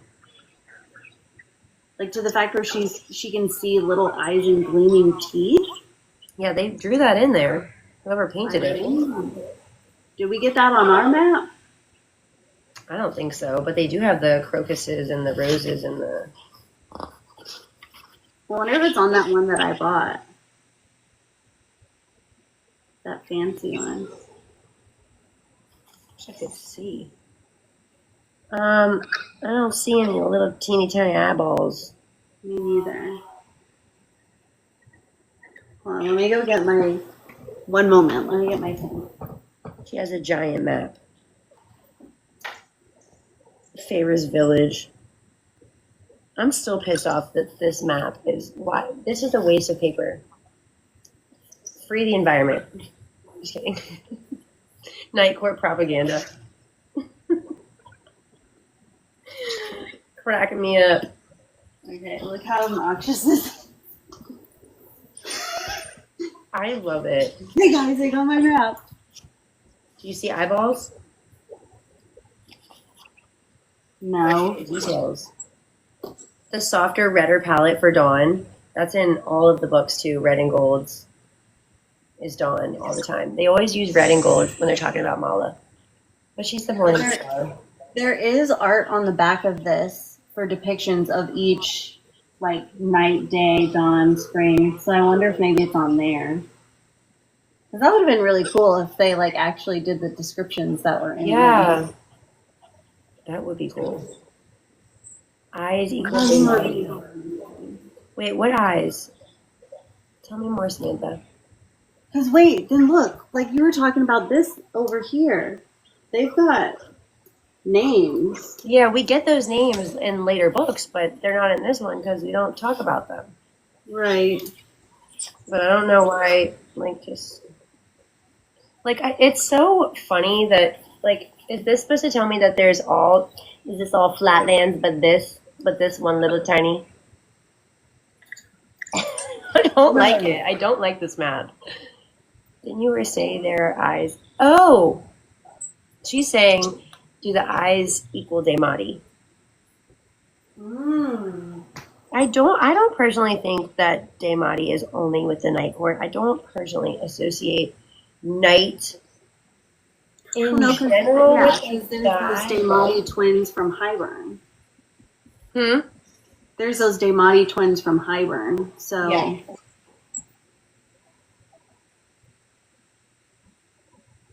And I think like even, and it could be like shadowy people, but even Rune, who's like shadowy, he can mind speak, but he can't mind control.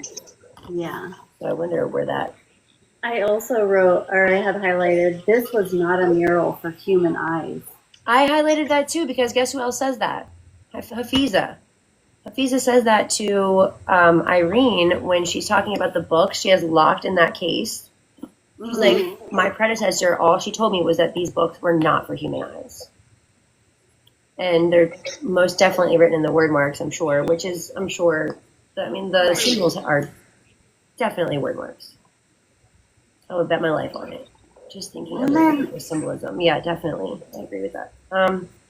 Here's me just getting annoyed with Sarah. Why did Tamlin have children's books in his library? Bitch, he grew up there. I feel like I like that it could be a connection to like his girl, but maybe he had a girl. But yeah, I also underlined that too. Like, girl, you thinking about shit and then just moving on. Just stop thinking. Answer your own question and stop thinking. Then she goes like, I hated the smell of these books, the decaying rot of the pages, the mocking whisper of the paper, the rough skin of the binding. I looked at the piece of paper, at all those words I didn't know. Like, yeah, I highlighted that too because the rot is a Valg marker. Anytime you hear air and rot, that's Valg. So why does books smell like decaying rot? That's interesting. And put a pin in that because that happens again later in these chapters. But I also want to know later when she learns to read, does her view on books change? Like, is this how she's viewing it? Because she's just like, oh, because it's like an obstacle. Yeah, like yeah. I can't. She's like, I can't even read. It doesn't matter. I can't even read these children's books. I could help you write to them. Yeah. And then when he says, why should I mock you for a shortcoming that isn't your fault? Oh. Tam. Called it a shortcoming. Because it is. Bobby Yellowlegs. Yeah, anytime you see carrion, that's death. Smells like death. That's rot. Black salt smells like, it's like oily. Black salt also smells like that. Or she uses black salt to commune with the dead. But there's like also the rock. One of them wiped the rock. I think it was Bryce wiping the wall in the tunnels in Avalon. And she's like, I recognize this. And it's like oily on her fingers. Yeah. What if there's black salt in the study somewhere? Yeah, that could work because remember again we're kind of riding the line of being in the underworld. So yeah, if that's how they commune with the underworld, the astronomer in there or something. The astronomer, what did he do? Are you talking about salt? Or are you talking about being stinky guy? Oh, there's definitely tunnels, especially now knowing. Oh, I'm trying to be rude. I was trying to be like, agree with you. But especially knowing that at the edge of the spring court, they take the caves, which are portals. They call them doors, and they're portals. So, like, those are the doors in the Asteri archives, right? The what? Sorry. So when Tamlin and Feyre are escaping the Spring Court in ACOTAR, he's like a little bit further, and we're going to get to the doors, which he also says are portals, like in that same conversation. And he's talking about the tunnel that Alice used to like get them under the land. And he's like, we can take this one, it'll take us to winter, or we can take this one, that'll take us through autumn. Am I right as far as the map goes? What's next to autumn? Winter. Oh, summer. I'm sorry. He was like, we can go into summer or autumn. And they were like, we can't go into autumn because they're going to kill us on sight. I don't know. Anyway, but there are doors. He called them doors. He called them portals. And there's the doors in the Asteri archives that are called midday, midnight, dawn, and dusk. Oh, yeah. Oh, wow. I forgot about that. I went on a whole crash out about that when I first started making videos. I think, oh yeah, the gate, that's so weird.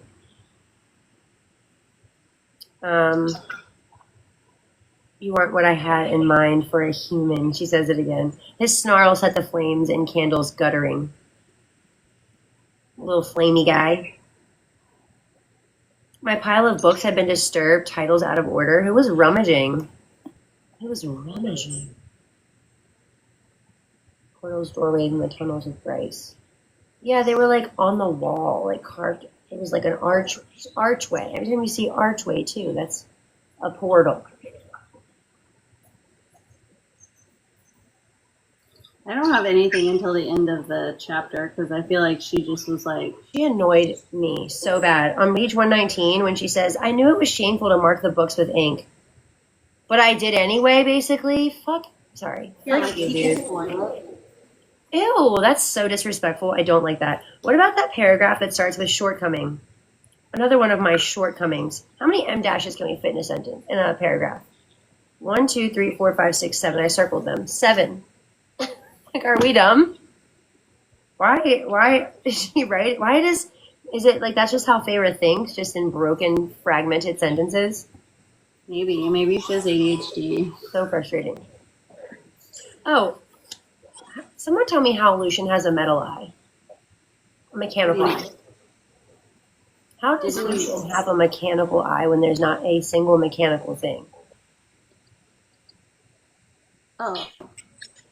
First light. It's gotta be somehow, right? I know, but what's weird, remember, is like when Bryce comes to Prithian and they're showing her, she shows her mind of like the mech suits and the tech and all that stuff. That like he specifically sees that from her.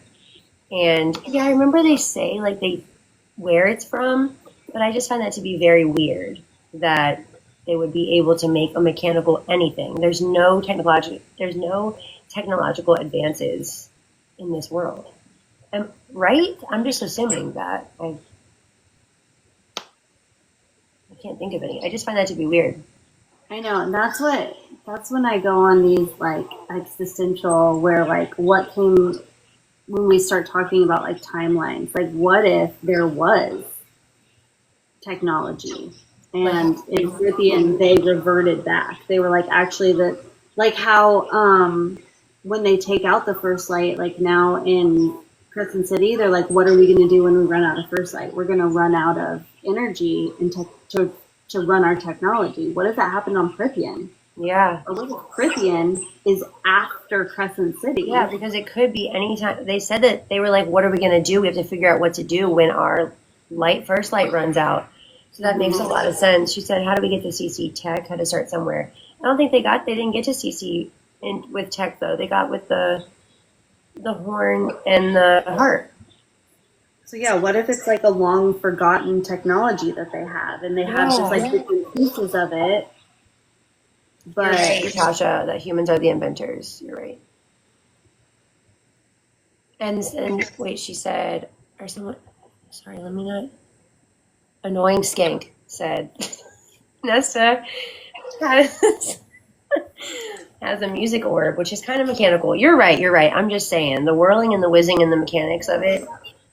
Yeah. It's just like not on track. Okay.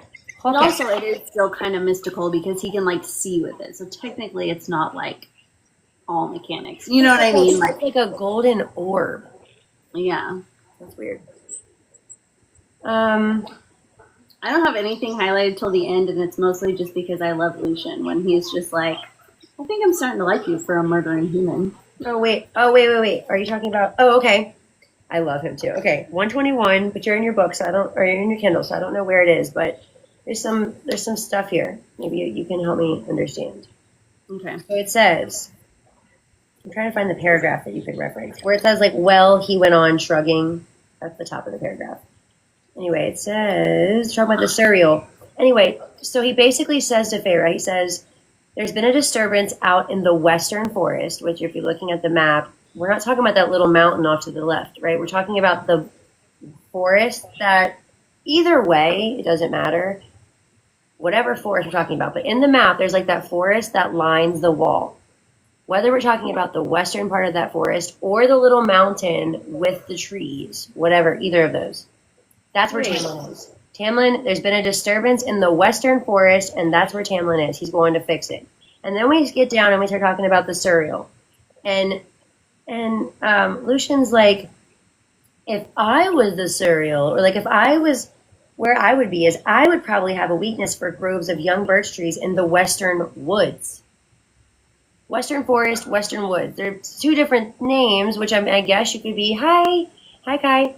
I guess you could be like they're different places, but Lucian's like sending her out to a place, and then she says on the next page, she says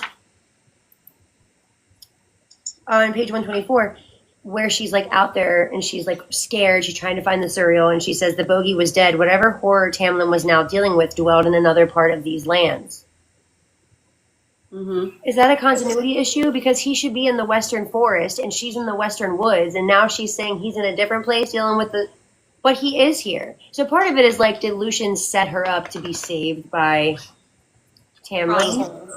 But why say that Tamlin is in the western woods and then send her and then be like, oh, the cereal's in the western woods. That's, if it's planned, then it's planned including the cereal.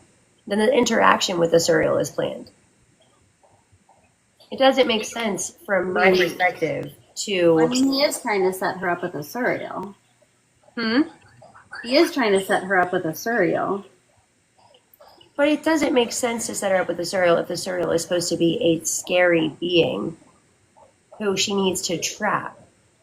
Unless we learn somewhere that like he doesn't actually need to be trapped and he's not actually dangerous, then he should be a danger to her. And he's sending her to a place where she could die. And so I'm saying is like if he's not dying. He also insinuates that like he knows that she knows how to make snares. He knows that she knows how to hunt. Like he's not. I don't think he's sending her out there to be harmed. I don't think that he is either. I just think that it's very interesting that he's saying there's a disturbance in the western forest. That's where Tamlin is. And then he's like acting like it's a different, because even when she's out there, she's saying Tamlin's in a different part of the lands, but she's in the western woods, which is where I think she's just not paying attention. I think he's setting her up to be out there because he even says, he's like, if I'm close by and I hear you scream, I'll come. But he knew that Tamlin's in the west, so if she does scream, Tamlin's going to save the day. Like, this whole thing is like he was just playing wingman the other day with him, like trying to get them to think that they know the cereal is going to be out there and the cereal is going to say, because then that means that which makes sense. No, but then I don't think they know anything that the cereal is going to be. I think he just knows that Tamlin's out there. If she gets into trouble, Tamlin will be the one to save her. Yeah, and I think I don't think anything else is planned. I think she's misunderstanding this because she clearly thinks that he's in a completely different place, which I'm like, forest and woods threw you off? That doesn't really make sense. And is it not the next day? Is it the next day? Yeah, it is the next day. I don't remember. Yeah. Yeah, no, I think you're thinking too. I don't know. I'm not thinking that they're setting up the surreal. What I'm saying is that sending her out there doesn't really go with the plan of, I don't know, it just doesn't really make sense to me. I think it's just Lucian's way of knowing something's probably going to go sideways, and Tamlin's out there, and Tamlin will get to play hero, which he's hoping that she'll fall in love with it. Like the whole thing is to get her to break the curse, right? So the goal is to get her to see Tamlin in the best light possible, and it essentially works. I do want to say I just noticed though. Unrelated to that. On the map in the book, there is a crocus and a rose on the map. I said that when you were looking for your... Oh, sorry. No, it's okay. I don't see a lamb, but I don't know what that other thing is. And the stars are there up in the night court. I didn't notice that either. Yeah, I didn't see a lamb. You're right. Why wouldn't they put that on a big map? Anyway. Oh, okay. So while we're there, while she's at the beginning of chapter 14, that's where you're at, right? Yes. So I have highlighted, like that, technically that third paragraph. The lands are as empty as the manor itself, though I occasionally glimpse something shimmering in the corner of my eye. Every time I turned to look, the shimmering transformed into sunlight dancing on a nearby stream. Do you think that's the courtesans that like Tamlin has glamored from her, or is she seeing something else? We learn that he's glamored like to where she can't see people walking around. There's a lot more people around than she knows. Yeah.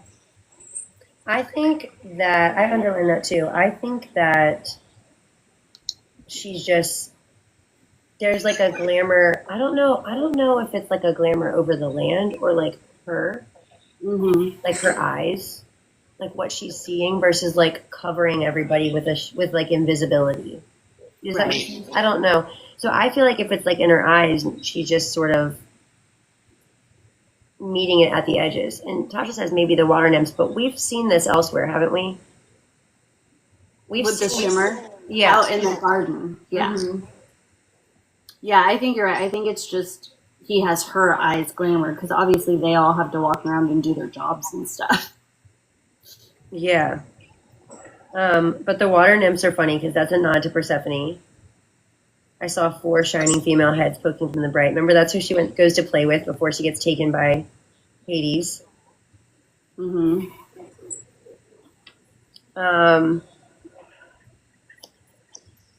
was no path here. Nothing tame about it. Oh, yeah, the forest. Are you on the next page? Did I skip? Yeah, I have that she's, like talking, like she's making her way through the woods, and she's like points out night was a dangerous time. Like she can't be out there past night. Like, yeah. I think it's funny too that she's questioning. Like, I wonder in what ways Tamlin has to answer to its High Lord.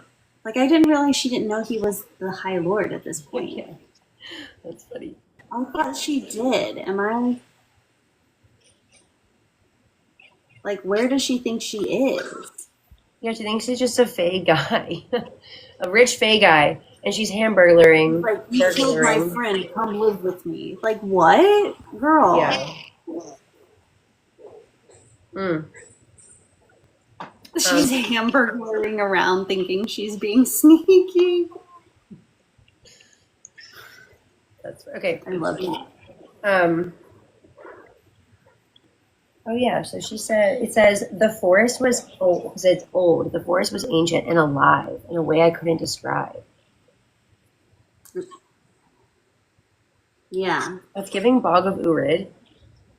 And what's interesting, like just in the way that it's personified, what's interesting is that Cassian says to Nesta, he says, our gods ruled the mountains and the streams and the wind, but some of them were those things. Some of their gods were like the primordial deities of like mountains and wind, not just like the god who ruled the wind. That the god was the wind. So I'm just connecting it to this forest that's alive, and it also like goes silent in the same way that the bog does. So is this like being represented by a deity? Maybe there's some sort of slumbering deity in all of the courts. Dagwin. Oh yeah, to inhale the so it says, perhaps I was the first human in 500 years to walk beneath those heavy dark branches, to inhale the freshness of the spring leaves, masking the damp, thick rot. Wait, where's Of the forest. Oh, yeah. I think a Daglin is hiding.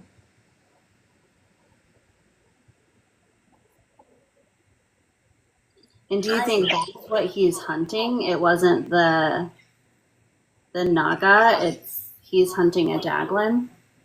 Oh, no, I mean in general that the forest, because the forest is being described as ancient, alive, in a way that I couldn't describe. And it's, the Bog of Urid is personified in this similar way, where Lanthus is like, in Urid's dark heart, that's a name I haven't heard in however long.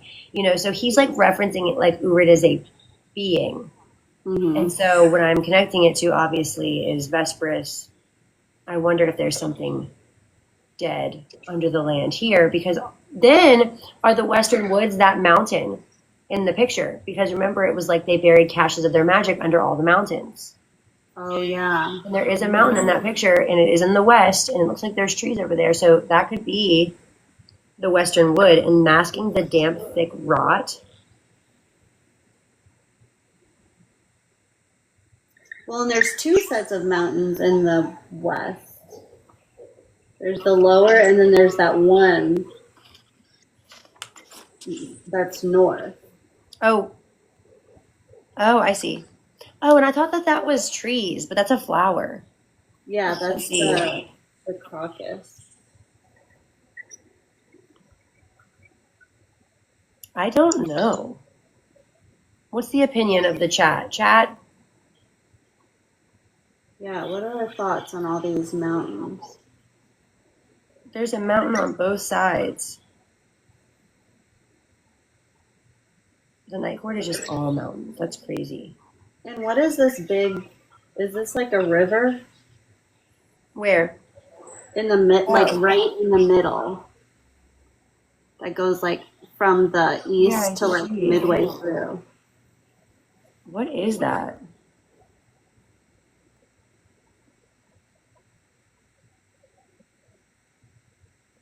I can barely see this damn thing. I know, like you need to like zoom. I think just the three have something. Because it's on this too. Then there's also mountains on the east on this one, and none on the. Yeah, there's like a little duo. Mm-hmm. Spring Court has like 3 mountains. Everywhere else is just riddled. Yeah. Yeah, so I guess the Western Forest is like that underneath part, but anyway, it's just interesting that it says that the forest is ancient and alive. It's personified, and then it's called damp and thick and rotty. Romuel the Middle. Rotty. And the Dust Court was the last one.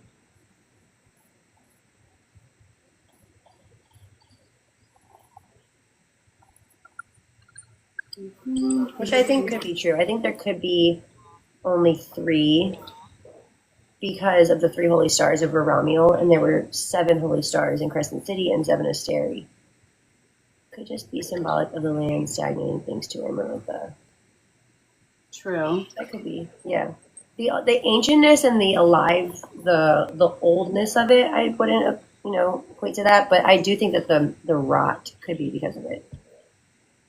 I also know that they do also reference, like, when they speak of her, that she has, like, eyes and ears everywhere. So it could be the woods are somehow connected to Amarantha. Yeah, in the same way Maeve was called, like, Maeve was referenced in that way, too. So, yeah, I agree.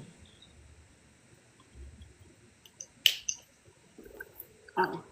Yeah, she thinks whatever horror Tamlin was dealing with dwelled in another part of these lands. She thinks he's not here.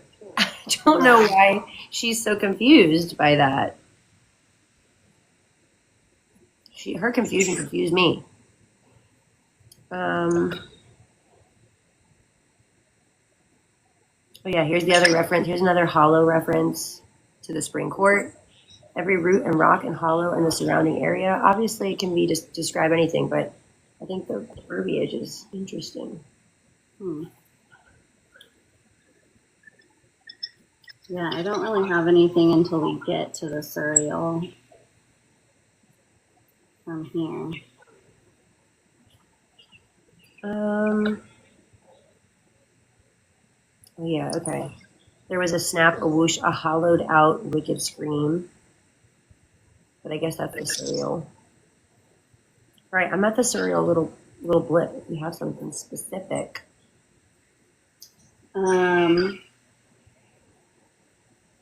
Like starting where it says like Lucian, I decided. Is that where you're at, or where? Yeah, I'm wherever you are. Yeah, because I'm following. Oh yeah, okay. So this is when I wanted to start paying attention to the descriptions of the surreal, because we know it's a species, but we see it 3 times or 3 times. So this one, it said, it was not the tall, thin, veiled figure in the dark tattered robe, or it was tall, thin, veiled in tattered robes. It's hunching back. She could count the hard knobs of its spine poking through the thin fabric, spindly, scabby gray arms at the snare with yellowed, cracked fingernails. So, I know. And then he's like sniffing her, like smelling her. And then she continues on, a face that looks like it's been crafted from dried, weathered, worn bone, its skin either forgotten or discarded, a lipless mouth, a 2 long teeth held by blackened gums, slithered holes for nostrils and eyes that were nothing more than swirling pits of milky white, the white of death, the white of sickness, the white of clean-picked corpses. Which remind me of from Crescent City, the what? The Underking? Yes, the Underking. Yeah, the Prima parent also had white eyes. But I think it's like cataracts is what they're getting at, which is just from old age, which is still death. I mean, it's still a marker for death. But this is very like skeletal description, which is very close to the Underking. So like, did the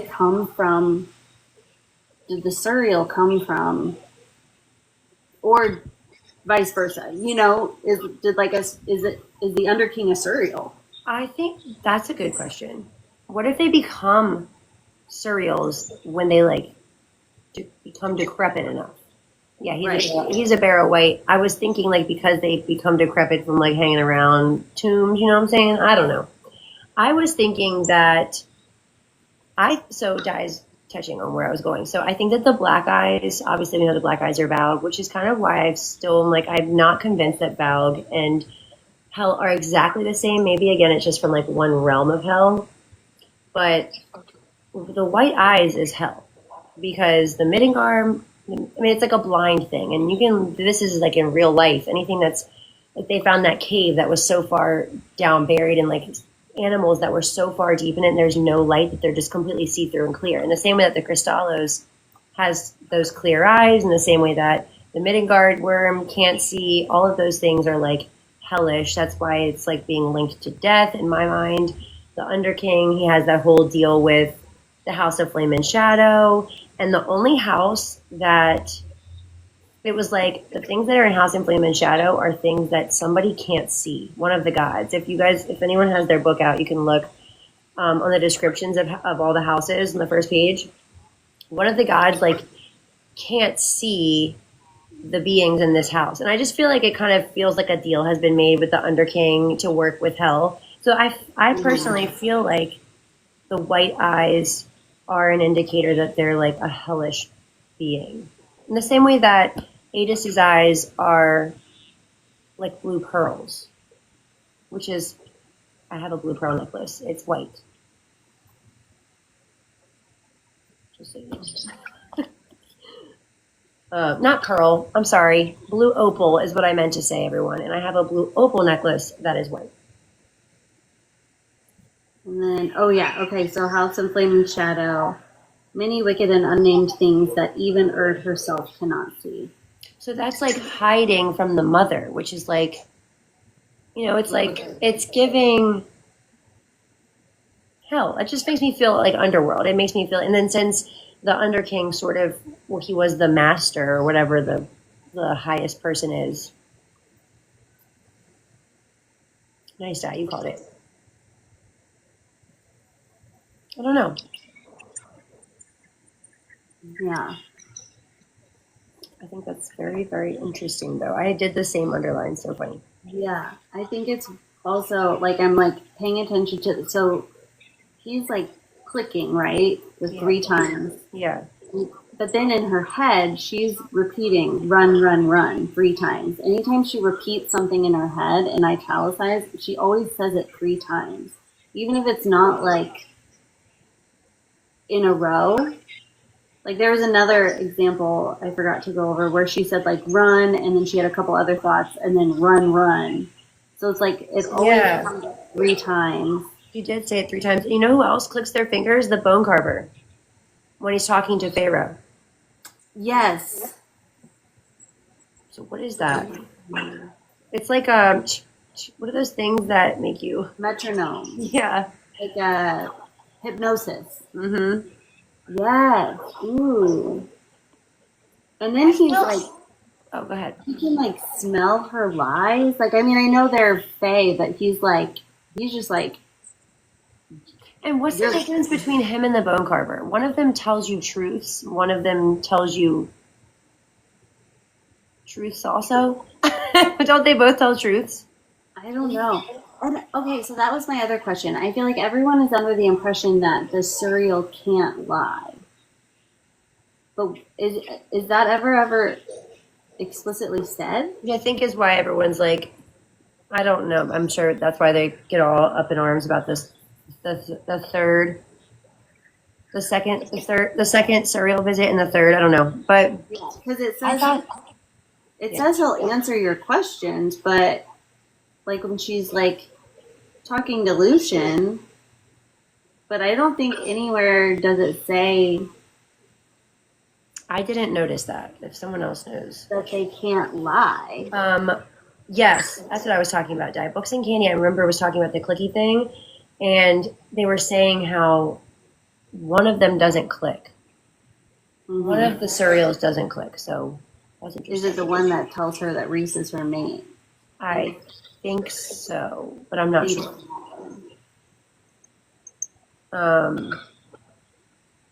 Because, okay, so here's the thing. I know so maybe they don't lie, but they do avoid questions, because there is a point where she, like, asks him a question, and then instead of answering it, he, like, goes on this whole spiel, completely, seemingly unrelated to her question. Wait, what question? I just want to make sure I don't miss it. I know. Is there truly no way for me to go home? Not unless you seek to be killed. That didn't happen. Yeah, Di, it's weird because they say that the mare don't come from there, but then also when they found Midgard, was a mare drawn next to Midgard. Isn't that weird? I think they took that house because fire doesn't work. That's a good idea. I think that because I think that the underworld is like just trying to get their souls. And I think that if Valve, which are dead. Oh, here it is. They are like trying to take your life force from you in whatever way they can. I think that probably damages your soul. I feel like that probably interferes with, it's like they're trying to put themselves in these other bodies. I don't know. I'm off topic. I was just waiting. Sorry. Oh, no, you're fine. Here, after he tells her to stay with the High Lord, like, stay with him, you'll be safe. Do not interfere. Do not go looking for answers after today, or you'll be devoured by the shadow over Prithian, which I think, for me, it's like another hidden behind the hidden. So it's supposed to be Amarantha, right? But Reese is also literally shadows. So there's that. He will shield you from it, so stay close to him and all will be righted. Then she said, where did the blight come from? He narrowed his milky eyes and then continues, the High Lord doesn't know that you came here today, does he? So he's just like, and there's no way he's part of the curse. He could give that answer, right? Like he doesn't have the mask. Well, because he's not a part of the court, so I guess that's probably why. Right. So he's just like, I'm not going to answer you. And just for, I mean, everybody in here probably agrees, but the High Lord of the Spring Court. Okay. And then she's like, Tamlin is the High Lord. And he clicks. Okay. And then he says, stay with the High Lord, who he just references. Like, I don't know why this has to be proven to people. And then it says, and like, then he says, the High Lord doesn't know that you're here. He doesn't know that his human woman came to trap Asuriel because he cannot give her the answers she seeks. He's talking about Tamlin. Yes. Not that anybody in here doesn't, but you can't. He's referenced immediately after so many times. And then it says, go back to the manor, stay with the High Lord. Like, it's specifically, it's like you can't get any more specific. I mean. Yeah, and he's like, quit looking for answers, quit doing all this stuff. So essentially, he's trying to prevent from the rest of the books from happening. And she doesn't listen to him, obviously, but... Oh, okay, so this is continuing on. When he's like talking, she said, the large islands I'd seen on the map, the one that hadn't been yielded any lands to humans after the treaty, talking about Hybern. And it says, and a throne of bones. Oh, yeah, I have that. I gotta find where you are. So it's like 2 paragraphs down from his human woman. Oh, I have a freaking sticky notes. Okay, here we go. I got you. Yeah, the human bones is crazy. Yeah. Which... yeah, throne of bones. I know. I want to think... I need to, like, go back. It also just made me think of Throne of Glass. But I'm like... I want... And and King Morbin's... Isn't King Morbin's throne a bone throne? That doesn't really connect. I just was wondering because it's interesting. I was kind of interested. It made me want to know, like, all the thrones that we've seen, what were they made of?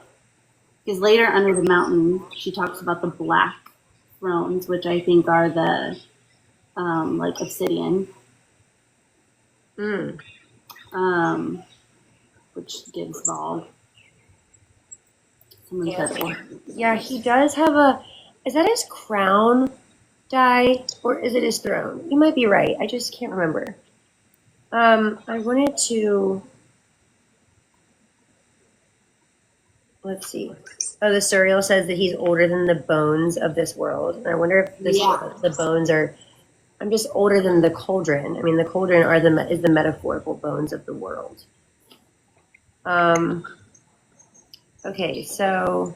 Yeah, so is he as old as the bone carver then? Because aren't they... The bone carver is younger. He says that the Suriel is older than him and was here beforehand. And doesn't he say that he can't like do something? There's antlers somewhere up in there. Phrasing. Tasha and I watch the same shows. I already know what you're talking about. Okay. Let's see. Oh, yeah. Run for the High Lord's manor. Don't forget what I told you. Stay with the High Lord. I also will say that she didn't leave. Tamlin made her leave, which later Alice is like, he was willing to risk Prithian for you, which is like, cool. But also, you're risking everyone's life for me. Like, obviously that makes me feel good, but not everybody else who's going to die because you sent me away and the curse was up. Anyway. There's right before that, like when he's talking like nearly 5 decades ago, one of his commanders disobeyed him, the deceiver. And then he says, we're not alone. I feel like there's a lot of discourse over the Deceiver, one of his commanders. Is it Amarantha? Because obviously that would be the thought, but she's still working for Highburn. Well, she's called his commander, and Alice calls her his commander. I'm pretty sure this is supposed to be talking about Amarantha. Alice calls her his commander, and she steals his books. Sorry, I'm not picking my nose. I have a nose ring. I'm spinning it. But she steals his books, and he says, Alice is basically saying, linking Amarantha to this.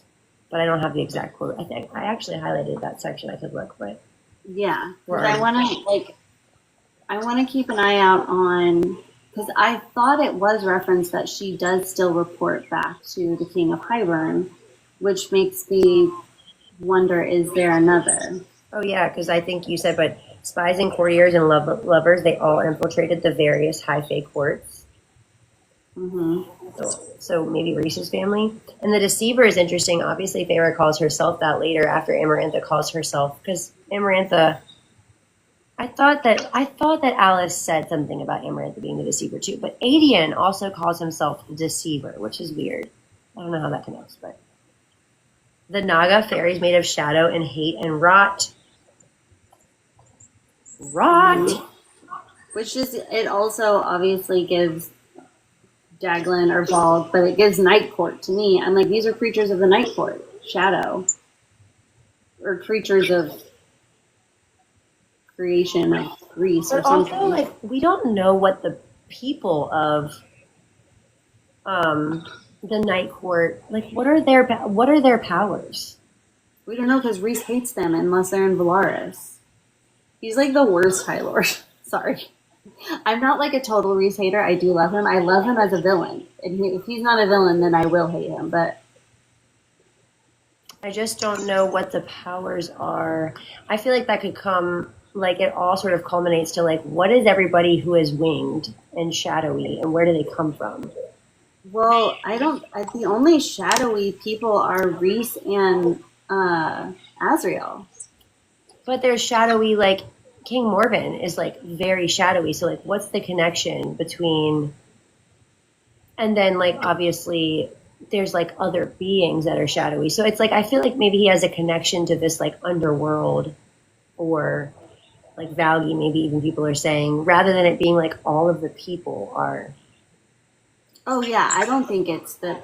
And I agree, Di. I don't know that he has... I think shadows are something that people develop as like a trauma response, just in the way Azriel got his shadows from a trauma response. And when Rhys comes out from under the mountain, Feyre basically says that his shadows, like, are not his own. And we don't know if that's true, but I think that's a very weird thing to say. Just in general, I wonder if they sentient shadows. You see shadowy wings, but not sentient shadows, like Azriel's. Yeah, it's almost like he turns himself into, like, his beast form is, like, shadows. Yeah. But I see what you mean about, like, Azriel can, like, sick his shadows on people.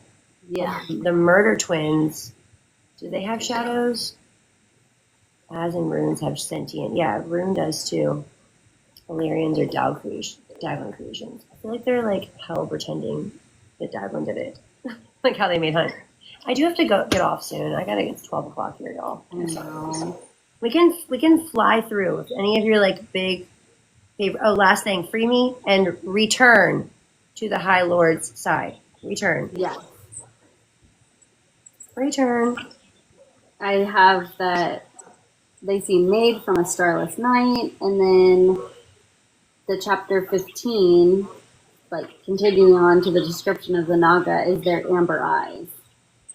Yep, I have that too, the amber eyes. And then I have, I don't have much, but, like, a few paragraphs when she's, like, with her bow and arrow, she describes the tip of it like glittered like a shooting star through the gloom of the forest. I saw that.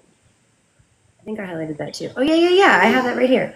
And then right under it, she says, and blood sprayed of this being that's made of darkness and rot, which we would expect black blood because it's rot, But she doesn't see this one because she was already gone. So that's why there's no comments of blood. But then later, you remember, I'm sure, that it's all over her face. And she doesn't say anything about it. I'm not saying it's not black. I just think that it's like, that's not even like SJM leaving it out so that we come back to it later. That's like a plot hole. Because why would she not say that?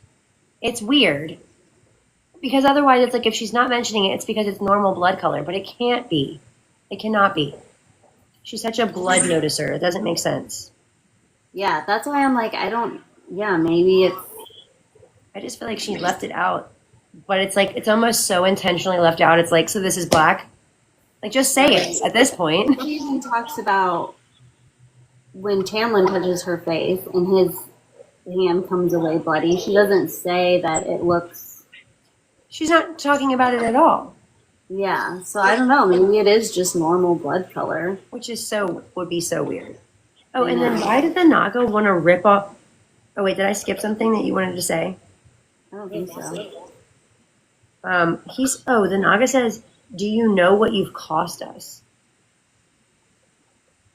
I think, were they talking about I took that as they were talking about like a meal from the cereal. Oh, okay. That makes sense, because I was like, what? And then the next page, 3 times. When we're done ripping off your skin, we'll cut you up so fine, we'll bleed you nice and slow. That's like literal bleeding. Mm-hmm. What? Is there anyone else in any of the stuff that like does actual bloodletting? I don't think so. To me, it just reminds me of all of the experiments they were doing in front of glass. Yeah, on the table with that guy who was like in the underground thing.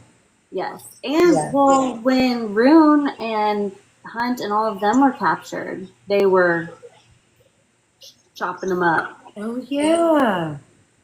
Ew, gross. Yeah. And the Naga also remind me of the Skinwalkers in Air of Fire. They had like a similar conversation style, I feel like. Yeah. Like how they hunted in groups. They were like, we're gonna eat you, we're gonna like suck the blood out of you. They just like had kind of similar mentality. Too. I forgot about that. I also had down here, it's like the thinking in the threes, where she says, not like this, not like this, not like this.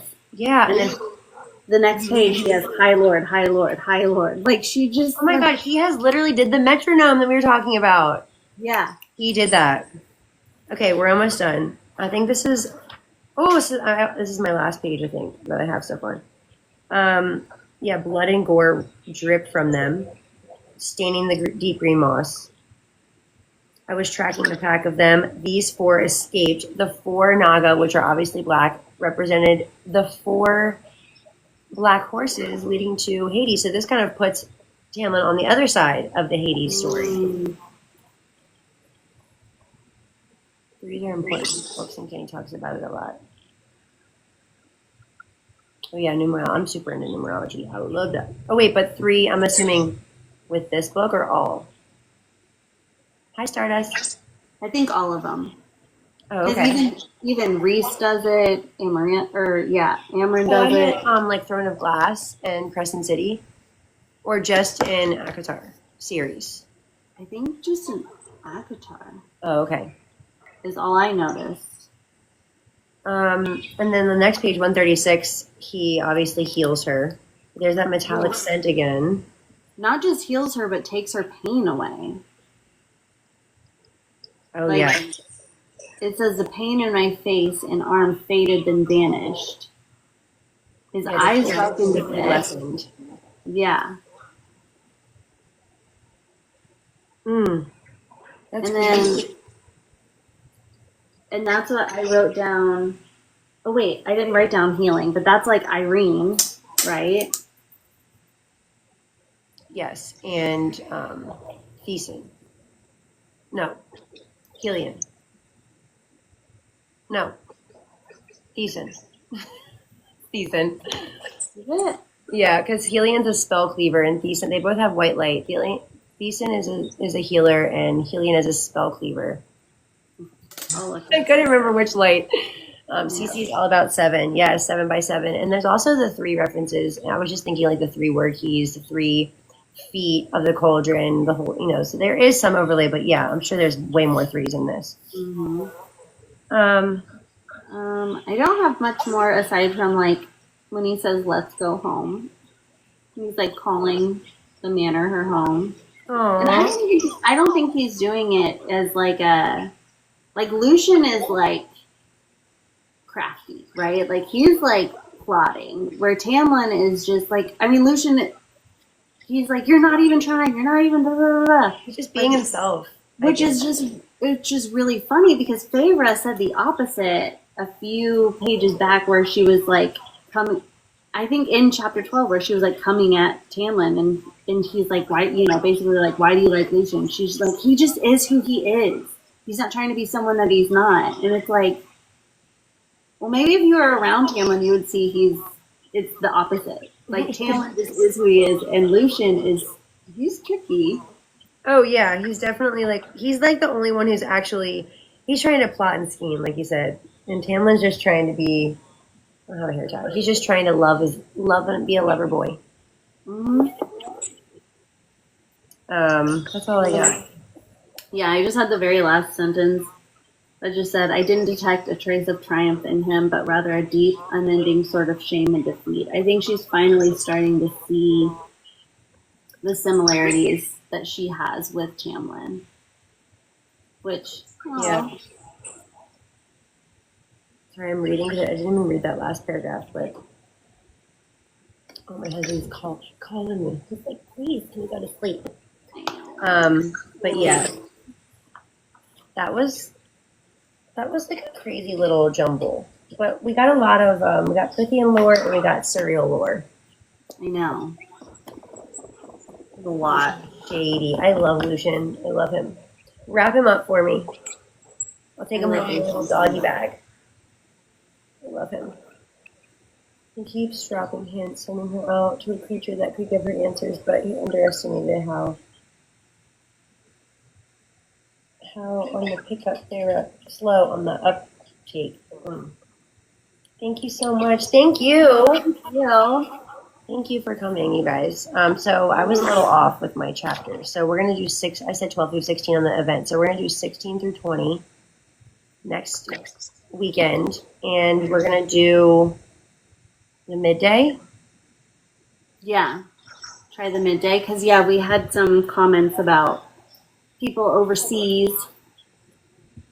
Yeah. I don't know if I can do the full 2 hours for the midday, especially. Yeah. Maybe like an hour and a half. If that's okay. Yeah, we'll let everyone know what time it's gonna be.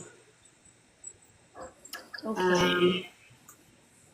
Any other last funsy things you guys want to say?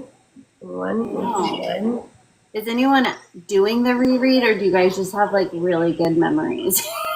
Remember all this stuff. I know. Mangina. I was waiting for that. You little stink. Hi, Sierra. He's got a mangina. All right. Yeah, don't forget to join the Fable book club if you are on Fable. Oh, yes. All the links to the lives and stuff like that. And then you can also update your thoughts. I think I'm literally so sleepy right now. I got so tired all of a sudden. I know. I need to go to bed. I know, me too. It's later where you are. So I know it's 12:15. I need to go to sleep. But thank you so much, guys. Whoever's in here, let me see. Tasha, Samantha, Di, Ashley, Kristen, thank you guys so much for hanging out. Megan. So much fun. We'll do it again next Sunday. Yeah, we'll see you guys next weekend. Thank you so much. Have a good night. Bye. Bye.